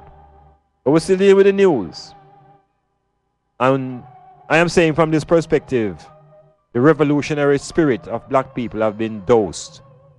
We have been globalized into technology, and each person think that they are island now unto themselves. Because you have your own Kindle and your tablet and the medicine. Because them things to me sound like medicine, you know, Kindle and tablet and everybody have their own thing now. Everybody locked into their own cell. And we're feeling as though we're free because you can plug in your earphone and you freely lock out other people. So we've become more isolated in this mass of technology. People are now single in a crowd and think that they are free. We have to re-examine the model that we are in. Maybe we have to begin to stop use telephone as often and try to deal with each other a little bit more face to face. A man tell me, say, him and my wife live in an upstairs building. And them text one another. Yeah, them do even back, talk to one another no more. And them say it's better. Which really mean look at them can't take one another no more anyway. But them have in the same building, so them text. These are not methods of building. We need to build relations. Comes to communication. And we're losing it. Claiming that we are globalized. We need more of our own story. Yeah, right here on the Metamorphosis.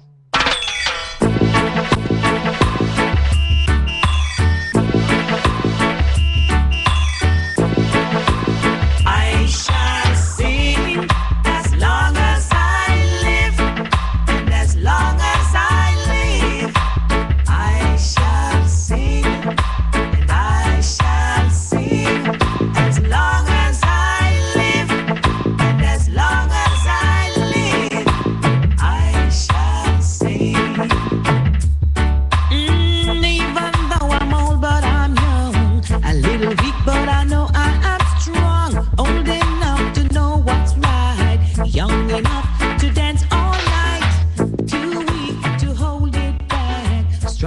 I could give you a heart attack. The situation sweet my soul as long as I live. I shall sing as long as I live, and as long as I live, I shall sing, and I shall sing as long as I live, and as long as I live, I shall sing. In my No, it's long time Rastaman I tell the people them about the values of ganja, you know. Long time I tell them say the cali weed have medicine. But you and I not speaking about it from a European intellectual perspective. Them say I idiot thing Rastaman attack. Now the eminent Dr. Lowe has now launched his medical marijuana company. And the state is in a high state of acceptance. And suddenly now ganja is a valuable topic of discussion. What a thing upon the rock. You know what, Rastaman go to jail and get beat up and broke up for ganja.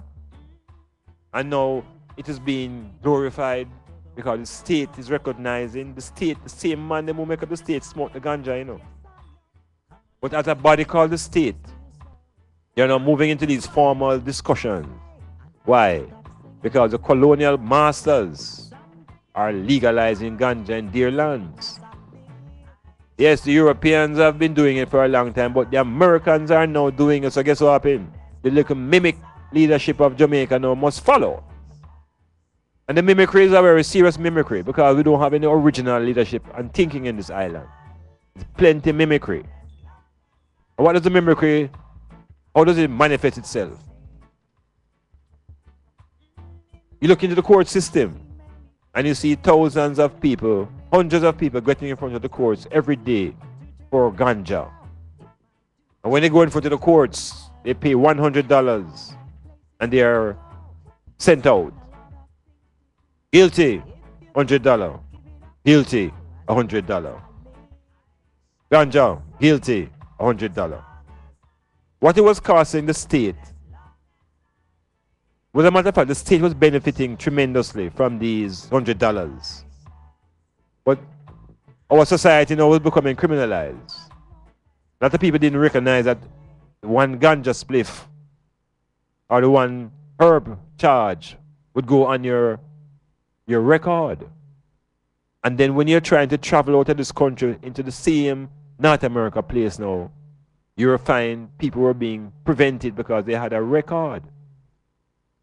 So this one ganja spliff, one ganja seed, were criminalizing people and preventing decent citizens from traveling to the United States, where everybody wants to live anyway, most of our population.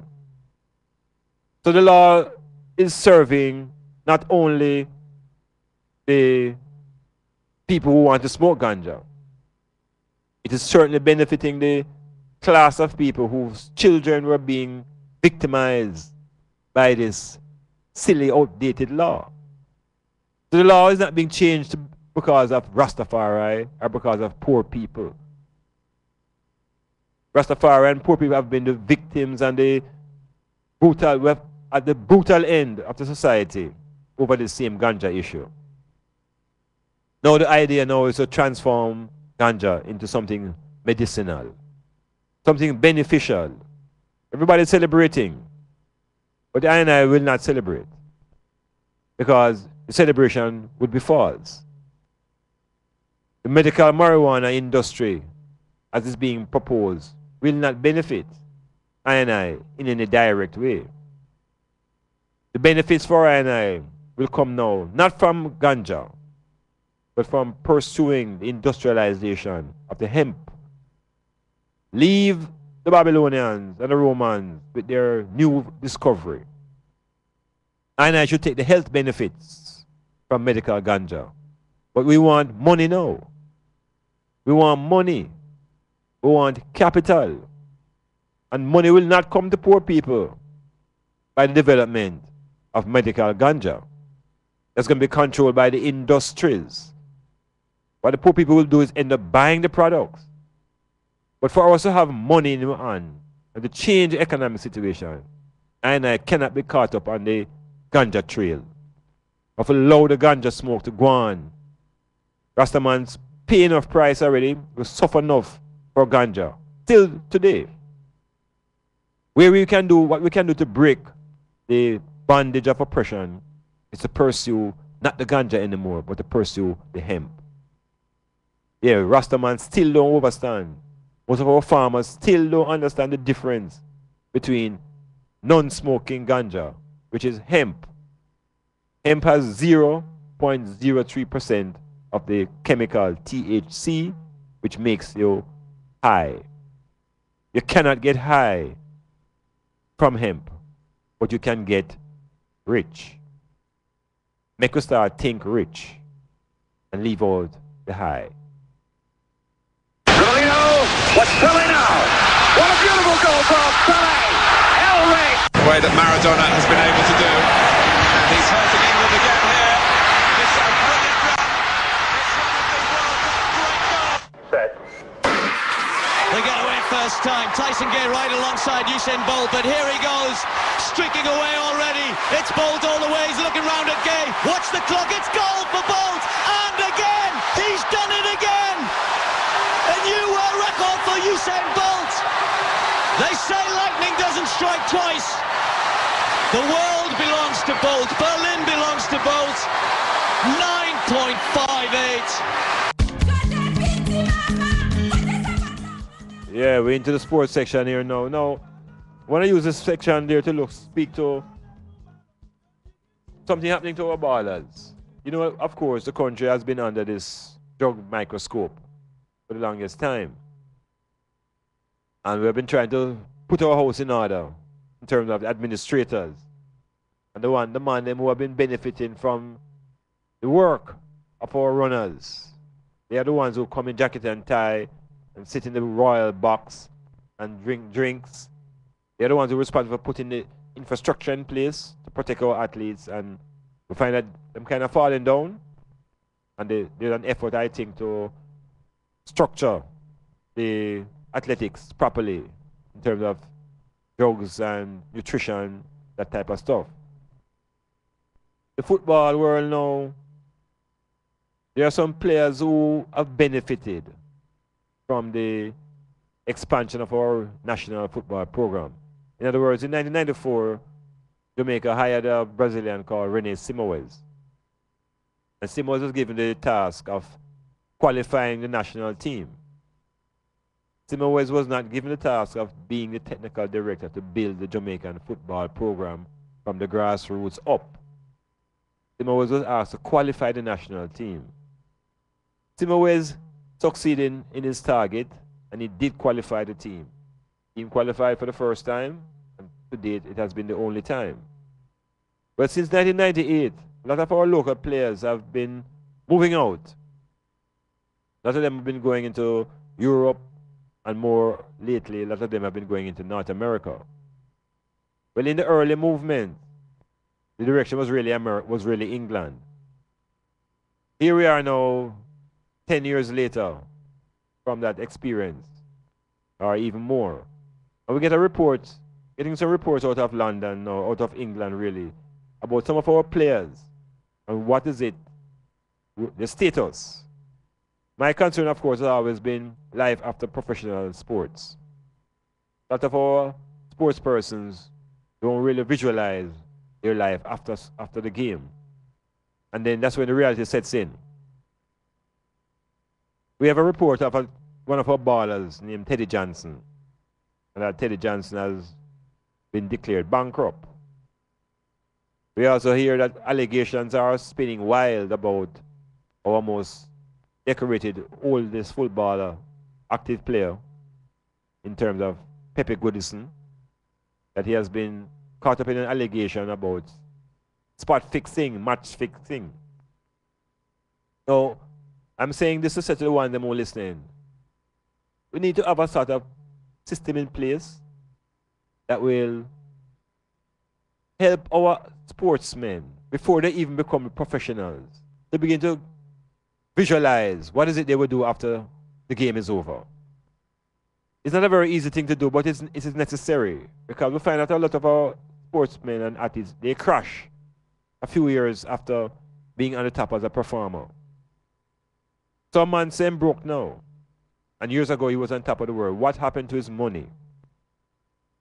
So in other words, now we need to begin to think a little bit closer about how do we help our athletes prepare themselves not only for being a star and a star performer, but how do you manage your resources and what will your quality of your life be 5, 10 years after you have retired? The man pocket broke now, man being caught in allegations, and it's a very serious road to go on for all those youths who are thinking sports and entertainment as a way forward.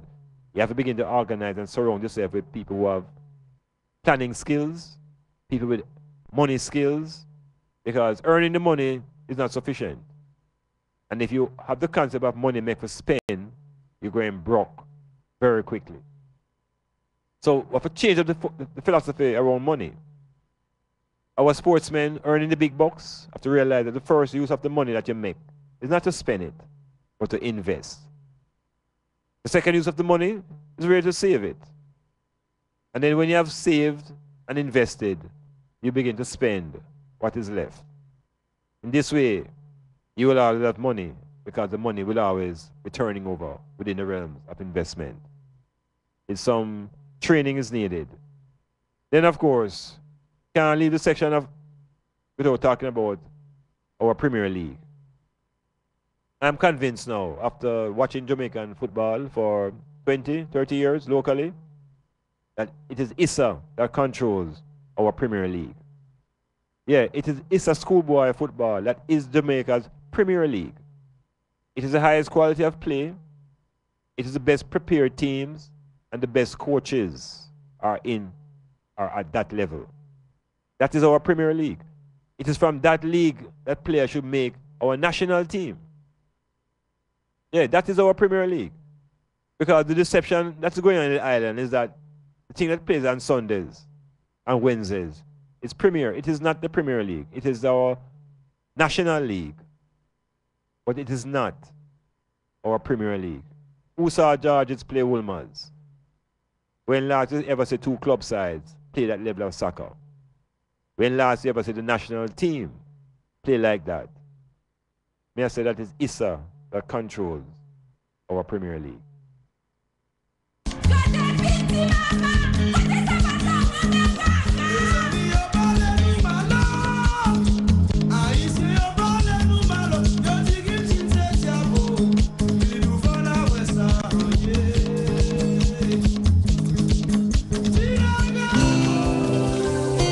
Yeah, in this section here now, I also want to spend a little bit of time looking at Haiti, where citizenship is up for grabs. And we're wondering why the Haitians must feel so much distress. What is it about the Haitian people that we don't understand? And what is it about it that we need to understand? Right now, they are being displaced from their own land, being defined as stateless. Yeah, Haiti. Let us listen. Africanness you still keep. Your pain, bookman is not asleep. You gave us Haiti the strength to fight. Black people in the Caribbean, I say unite. Break the chains that keep us apart. Haiti suffers because it made a start. 80, you have the will. 80, Africa calls you still.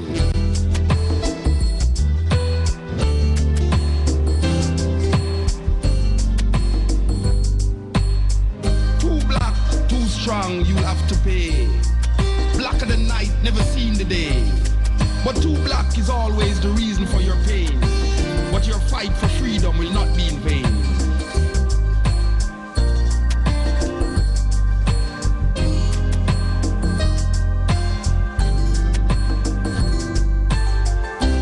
Eighty, you're going and no one seems to care. 80 now, but neighbors beware. The blood, sweat and tears that is shed today will be a guide for Africans along the way.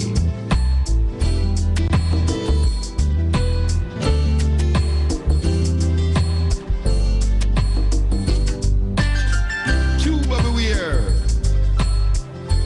Jamaica beware. Trinidad beware. Grenada beware. Caribbean beware, beware, beware. Care no fear. Care no fear. Caribbean beware, beware, beware. Break the chains that keep us apart. 80 suffers because it made us start. But too black is no reason for pain. The blood for freedom will always stain.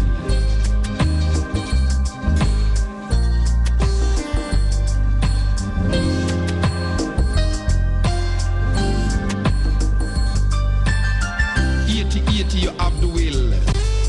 80, Africa calls you still. Caribbean leaders, what are you going to do?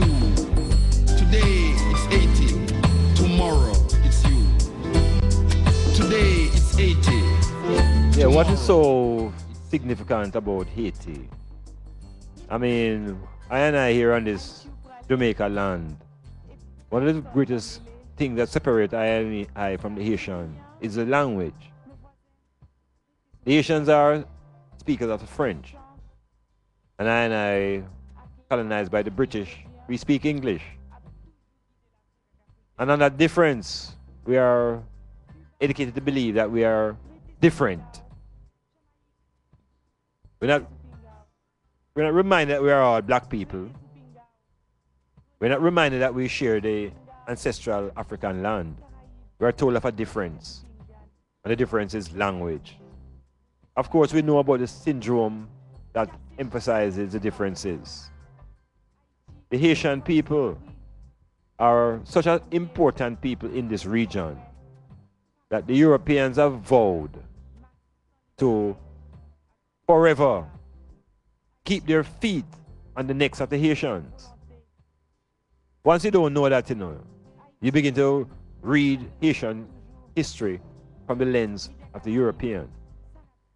And again, once we're talking about history, we must always ask the question, whose version of the story do we listen to?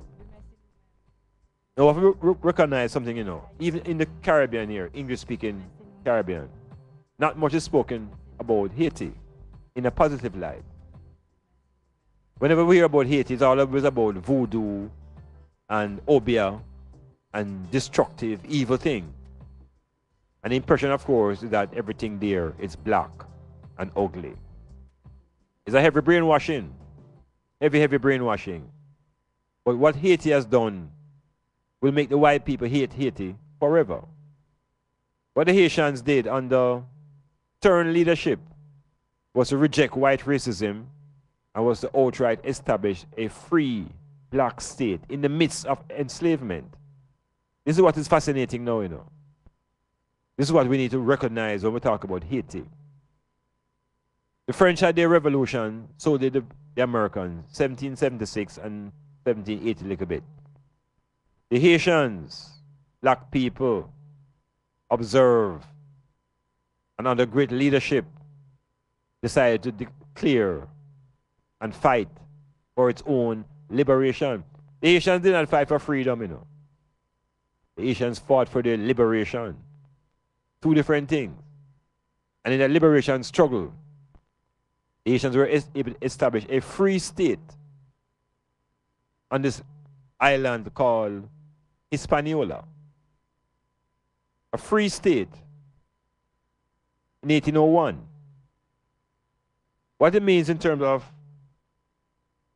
history, what it means in terms of our story, is that we remember now that the British came to the Caribbean in 1655 and began to import Africans as slaves from that period onward.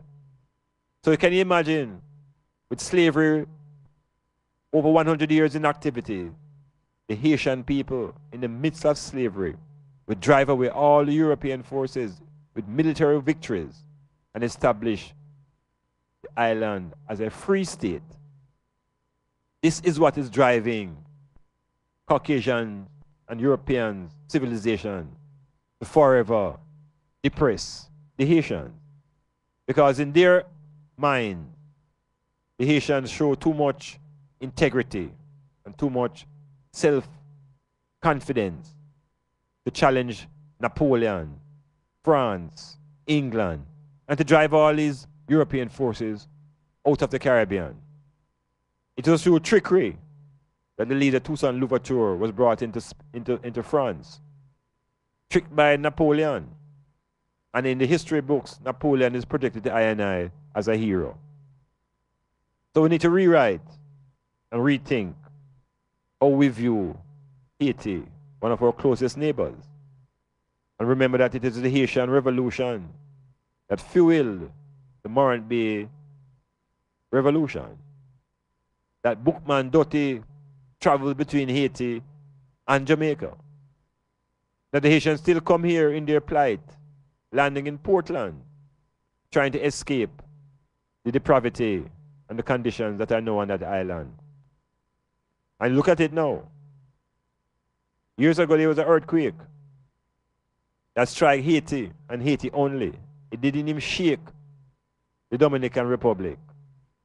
Some people thought that was a strike from the harp. You know the harp? H-A-A-R-P. Check it out.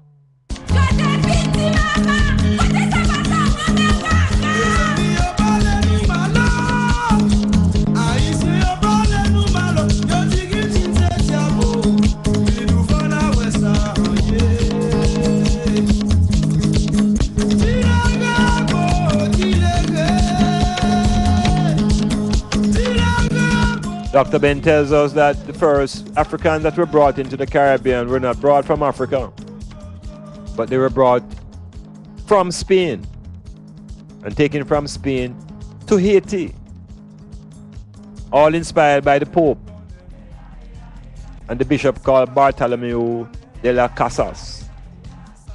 So Haiti has been a significant point. Yes, original point for the landing of African people to start up this brutal trade. In the 1500s, 1506, and around those periods. So the Asian people are old in this region. Asian people have a spirit that is unconquerable. Apparently they have to use natural man-made events that look man-made, that look natural. They have to use these events to stop the Haitians. When the Haitians try to escape by boat and they go to North America, Miami, they are rejected. They are left out at sea. Oftentimes, a lot of the Haitians die along the road. When the Cubans try to come to America, they are welcome. Well, what's the difference between the Cubans and the Haitians? Why are the Cubans accepted in Miami? And why are the Haitians rejected?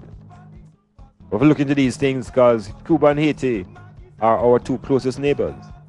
Why is one neighbor rejected and the other neighbor accepted? We have to think about it.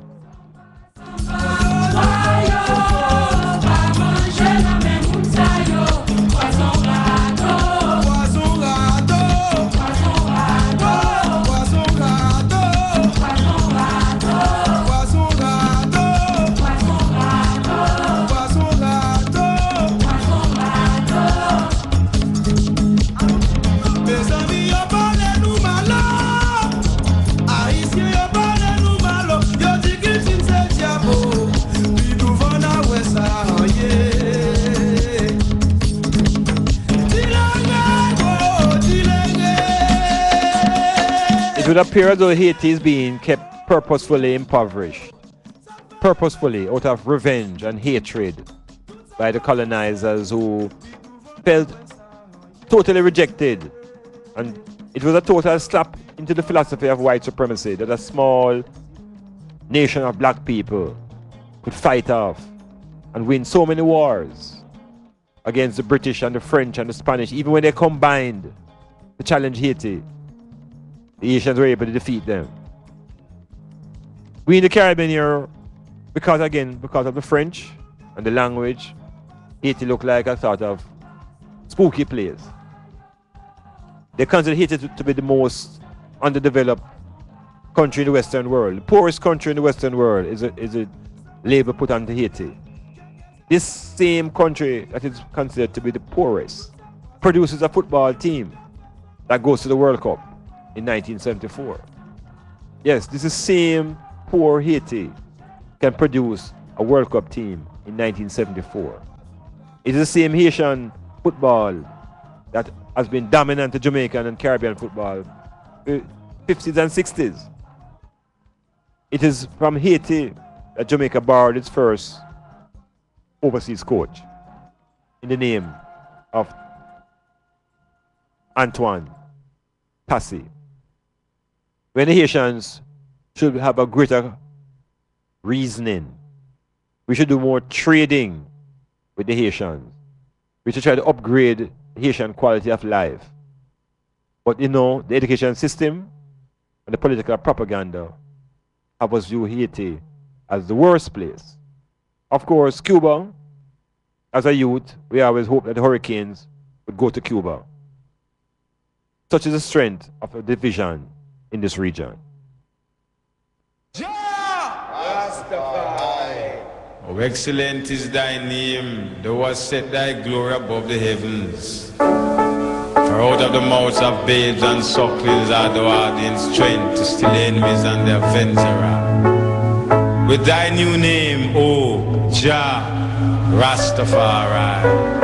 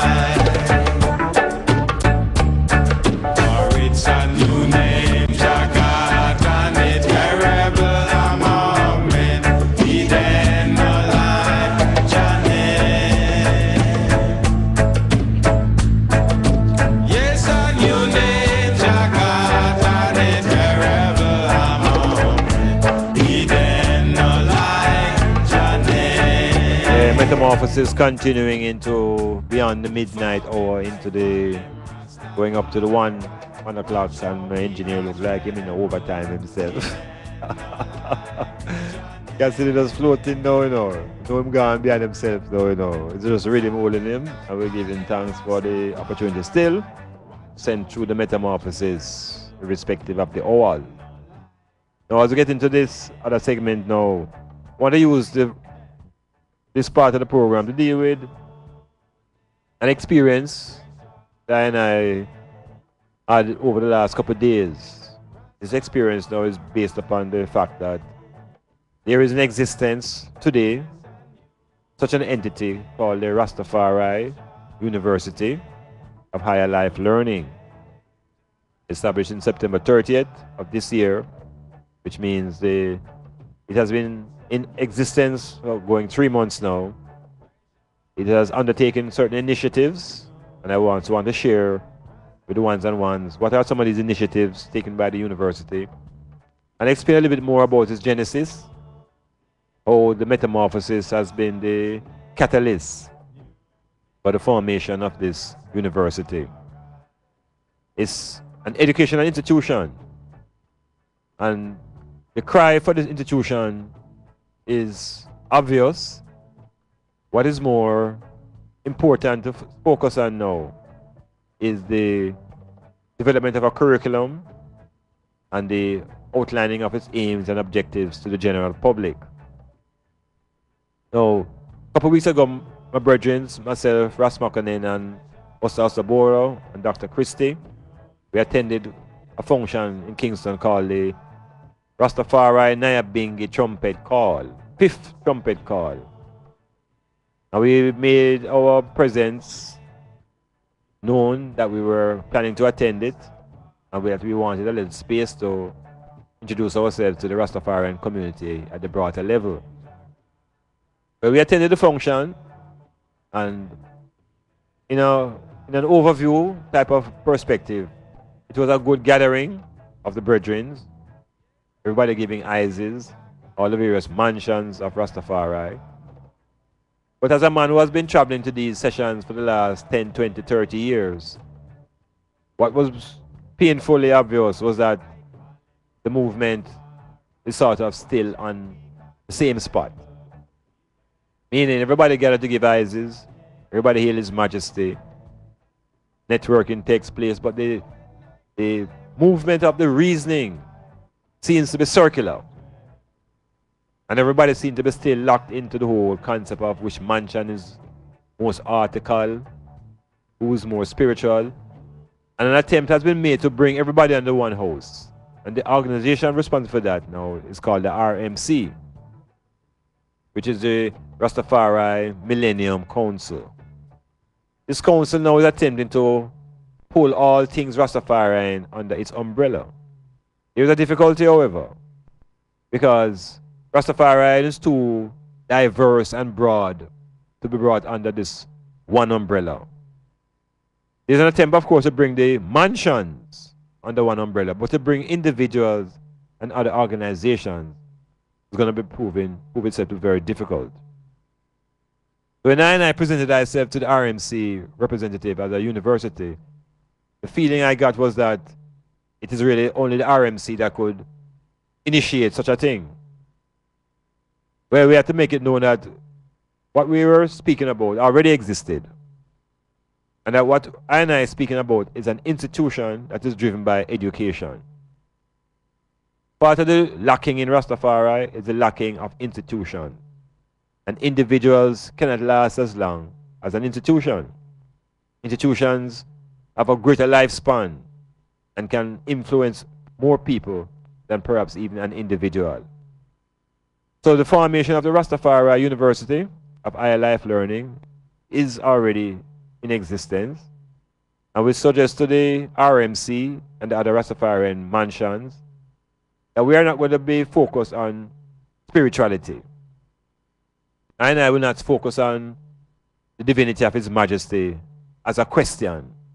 That is not a question.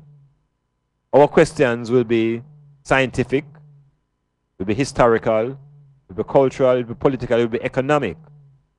And it's around these issues that I hope to lead a sort of revolution in thinking, a thought that will link us to an economic position, which is what is lacking right now within the Rastafarian gathering. There's no economic policy.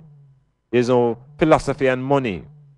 There's nothing connected to industry in a general sense.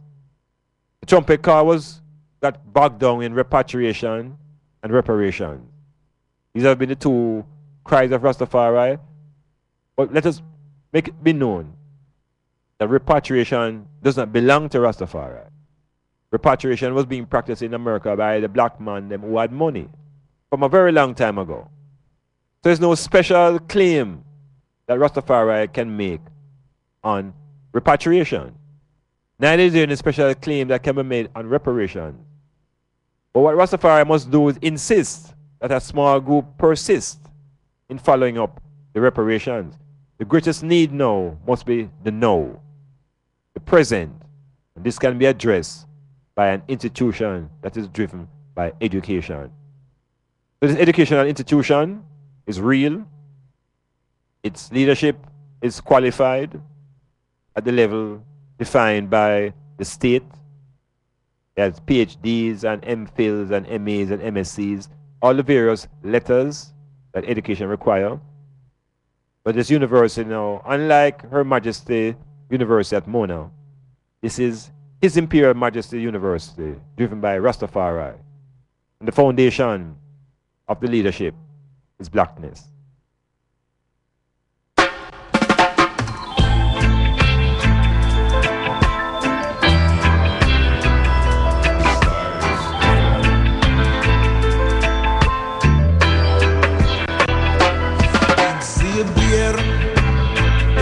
Let Jah be praised. The goose and the ghost, let Jah be praised. The Daniel Lamb, let Jah be praised. Let him be praised. Let him be praised. You better let him be praised. He watereth the hills from his chambers, and the earth is satisfied, so satisfied. He maketh the grass to grow for grass. Jah made the herb for man. He made the herb for man. Jah made the herb for man.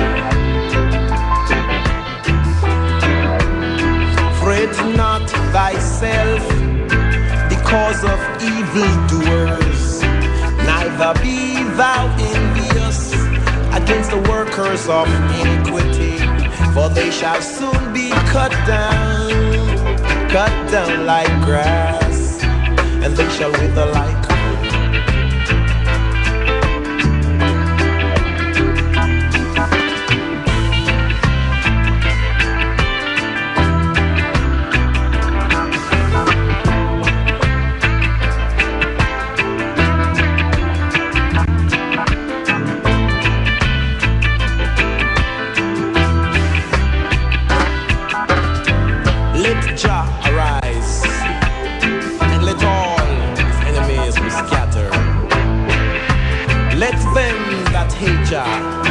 now scatter, shatter, batter, and flatter. As the smoke is driven away, Jah, drive them away. As the wax melted, let them be melted, Jah Jah. Exhibit, let Jah be praised. Daniel Lamb, let Jah be praised. The goose and the ghost, let Jah be praised. You better let him be praised. Let him be praised. You better let him be praised. I said let him be praised. Oh, lightning.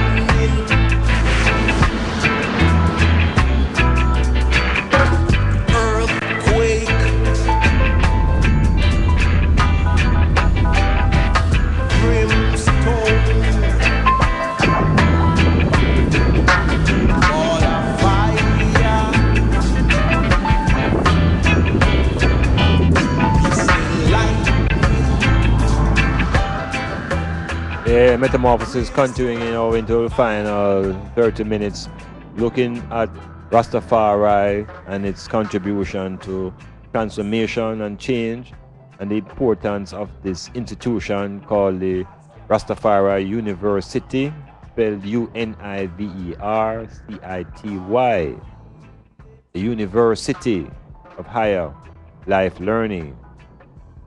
So the focus and the objectives, some of them are in particular to deconstruct and to encourage the unlearning of certain systems of thought that we have had over the last couple of hundred of years.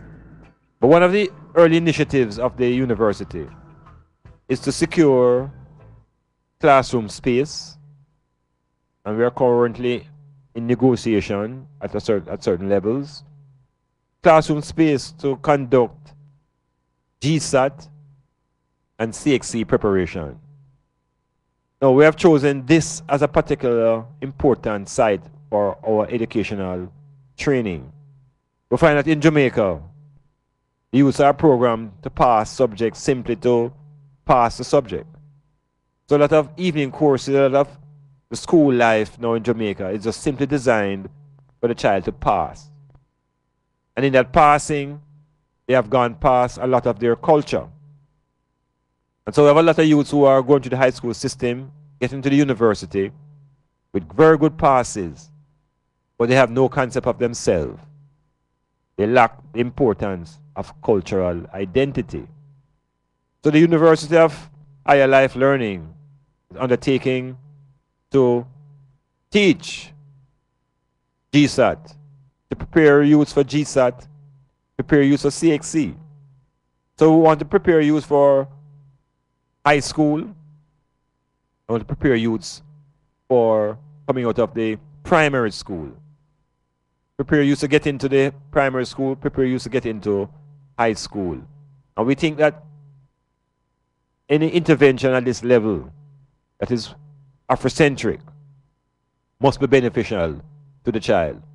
So we want our youths them to have their passes, but we want them to have a sense of themselves, a sense of value.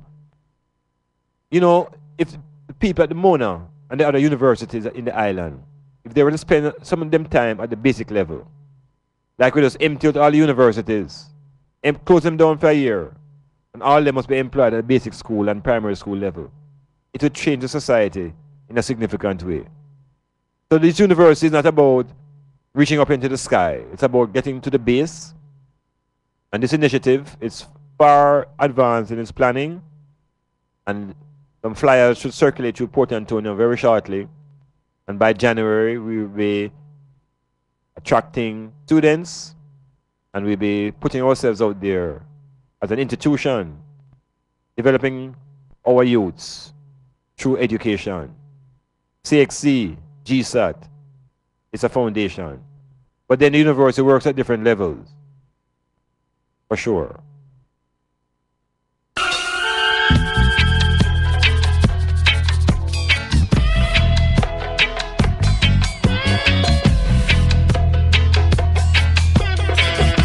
Remember now, the site is at Lanzalon, 3 East Palm Avenue, Sunday, the 15th of December. First lecture in a series of Blak lectures presented at the campus at the moment. It will be our bursar, registrar, Empress Donette Hamilton, giving us an overview on the educational system in Jamaica and its deficiencies and its implications. We also have Empress Stella Headley coming out of the UK. He'll be giving us a serious look into the concept of administration. What does it really require to be administratively on top of the things? And then our final presentation will be from our principal of the Rastafari University of Higher Life Learning, Dr. Jalani Naya. He will bring greetings and share with you further some of the initiatives being taken by this university. We invite all persons as far as St. Mary and St. Thomas, right here in Port Antonio. Don't miss this event. First in its history, Rastafari University of Higher Life Learning presenting 3 important speakers, including the principal. So we wanted I to tune in and give your support and improve your meditation. Yes, he is Lords of Lords and Savior. Lords of Lords and Savior. Lords of Lords and Savior. Lords of Lords and Savior. Of course, the patrons of the university are His Imperial Majesty and Her Imperial Majesty Empress Menen, Malcolm X, Marcus Garvey, Peter Tosh. These are the patrons of the Rastafari University of Higher Life Journey. Lords of Lords and Savior. Lords of Lords and Savior. Lords of Lords and Savior. Lords of Lords and Savior.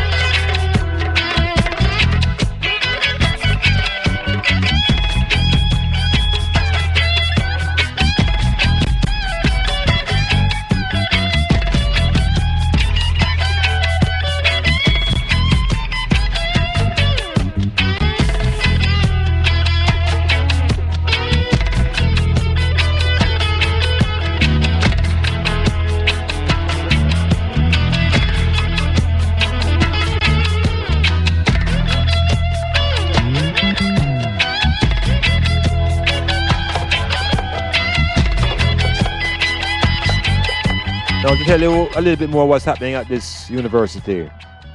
One of the initiatives presently being undertaken is to have the university registered with the University Council of Jamaica. We are presently doing the groundwork, the paperwork, putting in place the programs that will be acceptable by the University Council of Jamaica. We are also engaging the Ministry of Education, as we intend to be a site, as I mentioned earlier, for the teaching of preparing of GSAT and CXC exam. So it's a top-down and a bottom-up approach to development.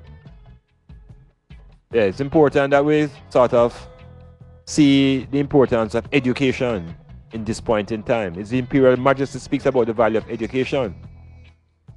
Marcus Garvey speaks to the value of education. So nobody can ban education nor fight against Rastafari who goes through the walls of education system and come out. We must begin to relish and understand that the experience of treading through the walls and the halls of academia. The teachings, of course, at the Rastafari University are Afrocentric. The teachings are grounded in blackness. Teachings are Rastafari centered. So it's not a school that is university that is discriminating, but it has a perspective. And the perspective is blackness. The perspective is African. The perspective is Rastafari. So it's all about a site where one can come to know themselves, know them black self. Because within this time, a lot of people are programmed and brainwashed outside of their blackness. A lot of people are programmed into brownness, and people are programmed into whiteness. So it's about revelation of self. It's about foundation texts such as the Book of Coming Forth by Day and Night. It's about embracing writers such as J.A. Rogers. These are the foundation texts for the Rastafari University of Higher Life Learning. We are into science, we're into technology, we're into upliftment through economic empowerment. Because money really must be a course. We must have a course on money. Financial intelligence. Yeah, how do we break the bonds of poverty?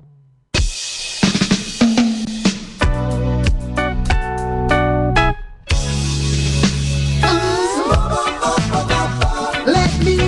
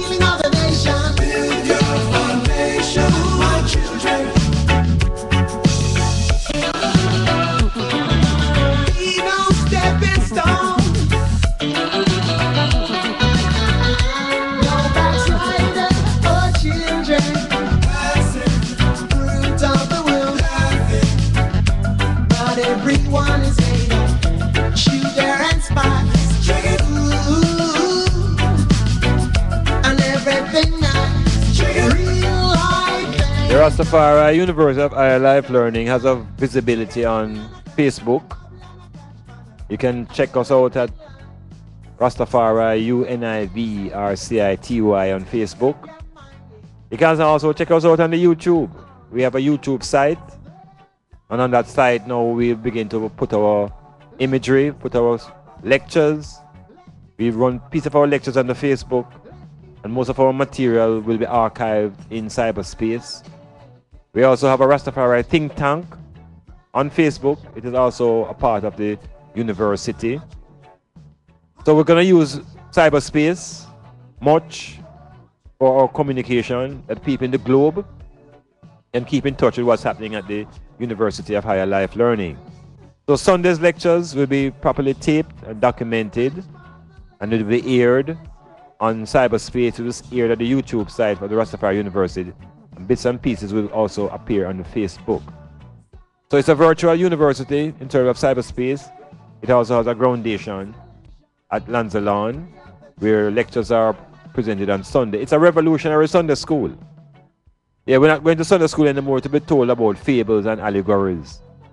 This Sunday school is about liberation.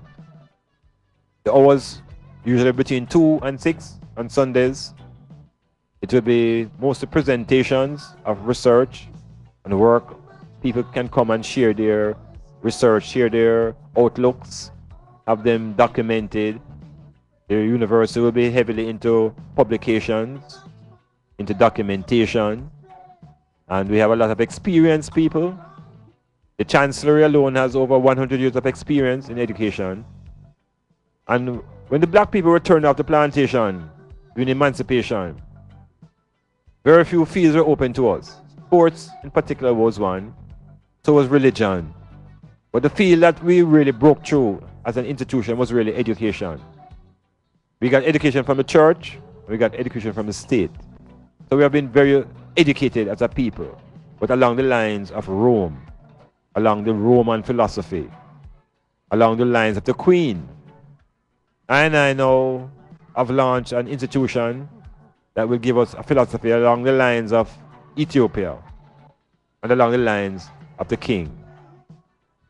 Different orientation, perhaps the same information, but interpreted differently.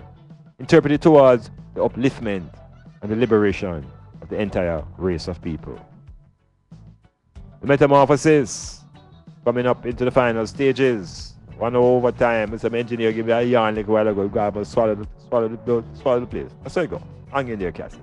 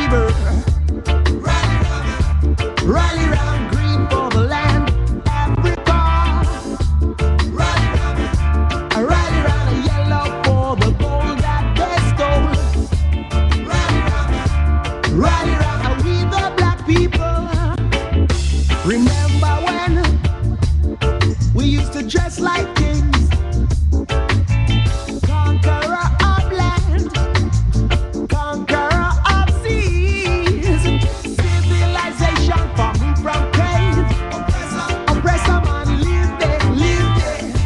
I curse that day, the day the made us slaves. I say, how can we sing in a strange land? Don't want to sing in a strange land. No, no, no. Liberation, true democracy.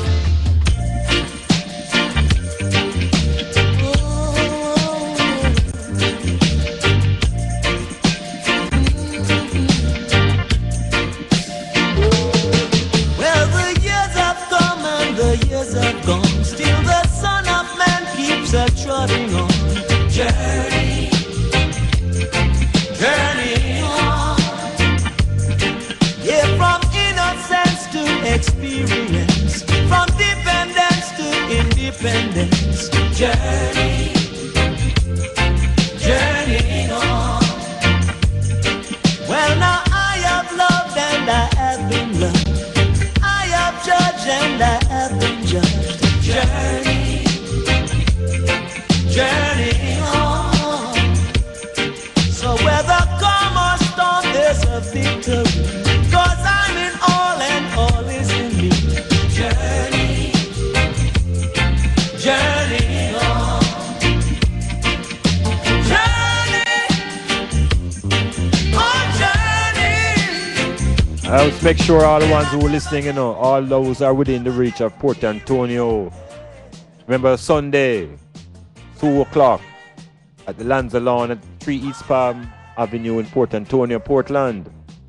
It's the first in the lecture series, Black lecture series at the Rastafari University of Higher Life Learning, featuring the principal, Dr. Jalan Inayo, Donald Hamilton, our bursar and secretary, who will give us an overview on deficiencies in the education system, and Sister Stella Headley out of the UK, giving us a good insight into how to administrate, how to set up proper administration. Asking all the people at Port Antonio, come in, Lanzalon, Sunday, 2 to 6. Tommy and people around Victor Lane, they want to see them show up them face. Stratos, all the money from Town Talk, Hitchfield Hill, 3rd D. All roads must lead to East Palm Avenue, Sunday, taking on the lectures of Rastafari, putting down an institution that will bring change for the benefit of the many.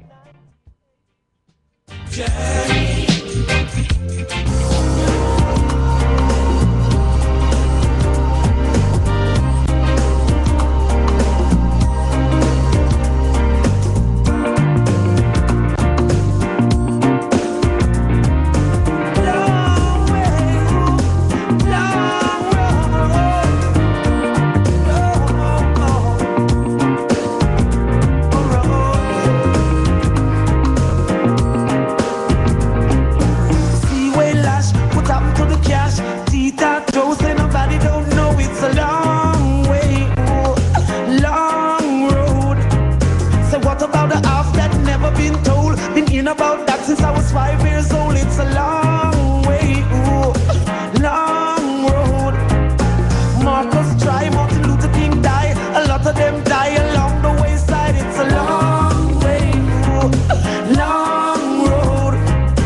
Jesus died and everybody cried. A lot of them die along the wayside. It's a long way, long road. I wanted to know.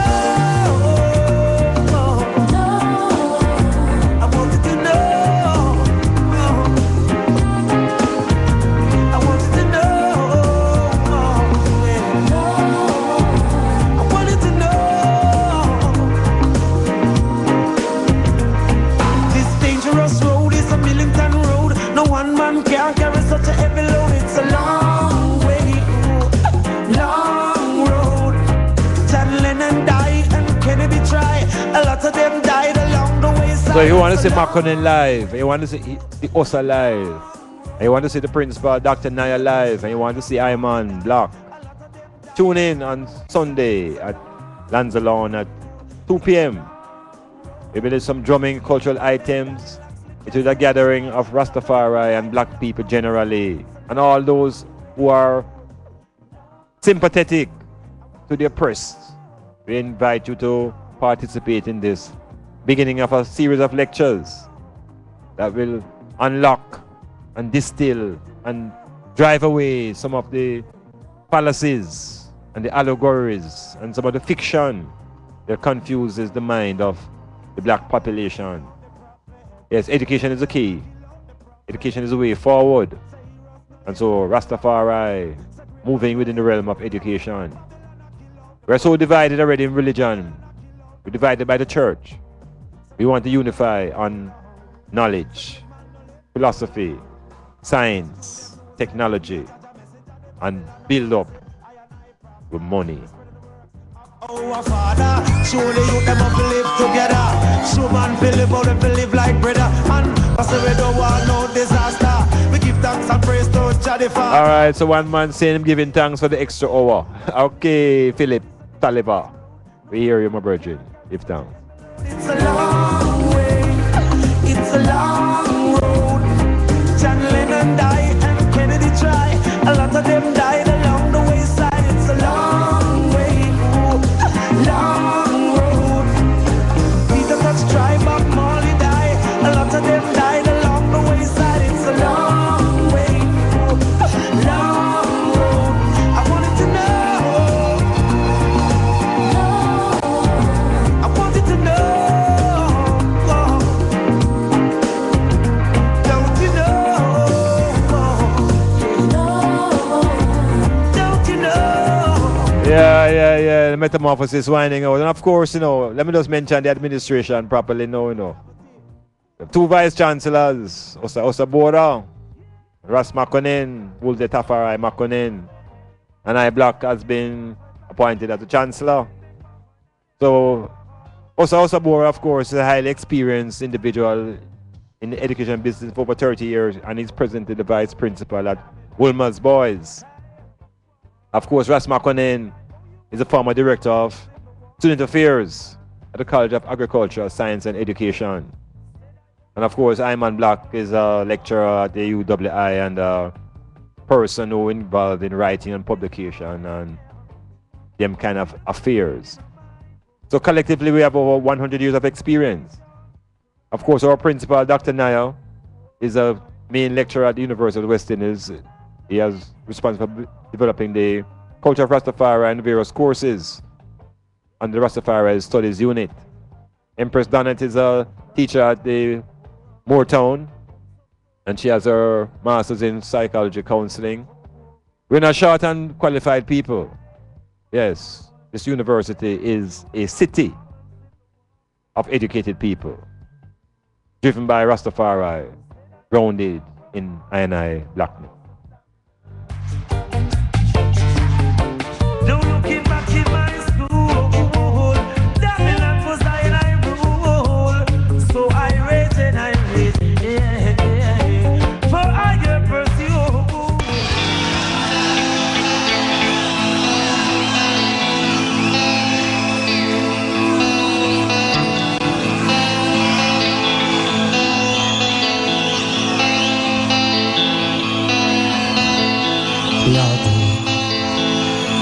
This brother, gold and green train. Oh yes, we are golden. We are golden.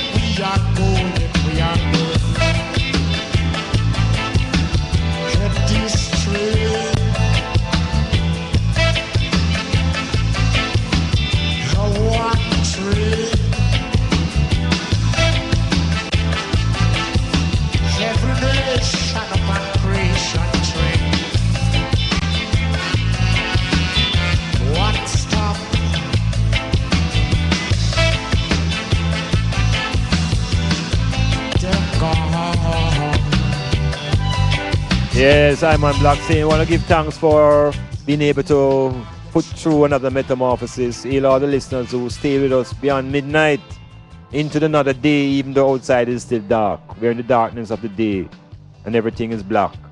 Consciousness is flowing. Metamorphosis, Dr. Iman Blak saying, peace and prosperity unto the I.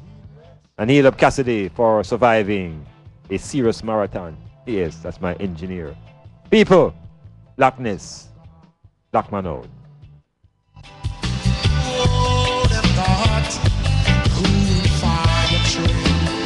Hey, I have a blog, you know. I have a blog. I want to check my blog. Yes, Iman Blak. I have a blog. StylesFM.com. Front page. Yes, it's like that. I have enough argument on it, you know. Go read it. And then tell me what you think. Peace.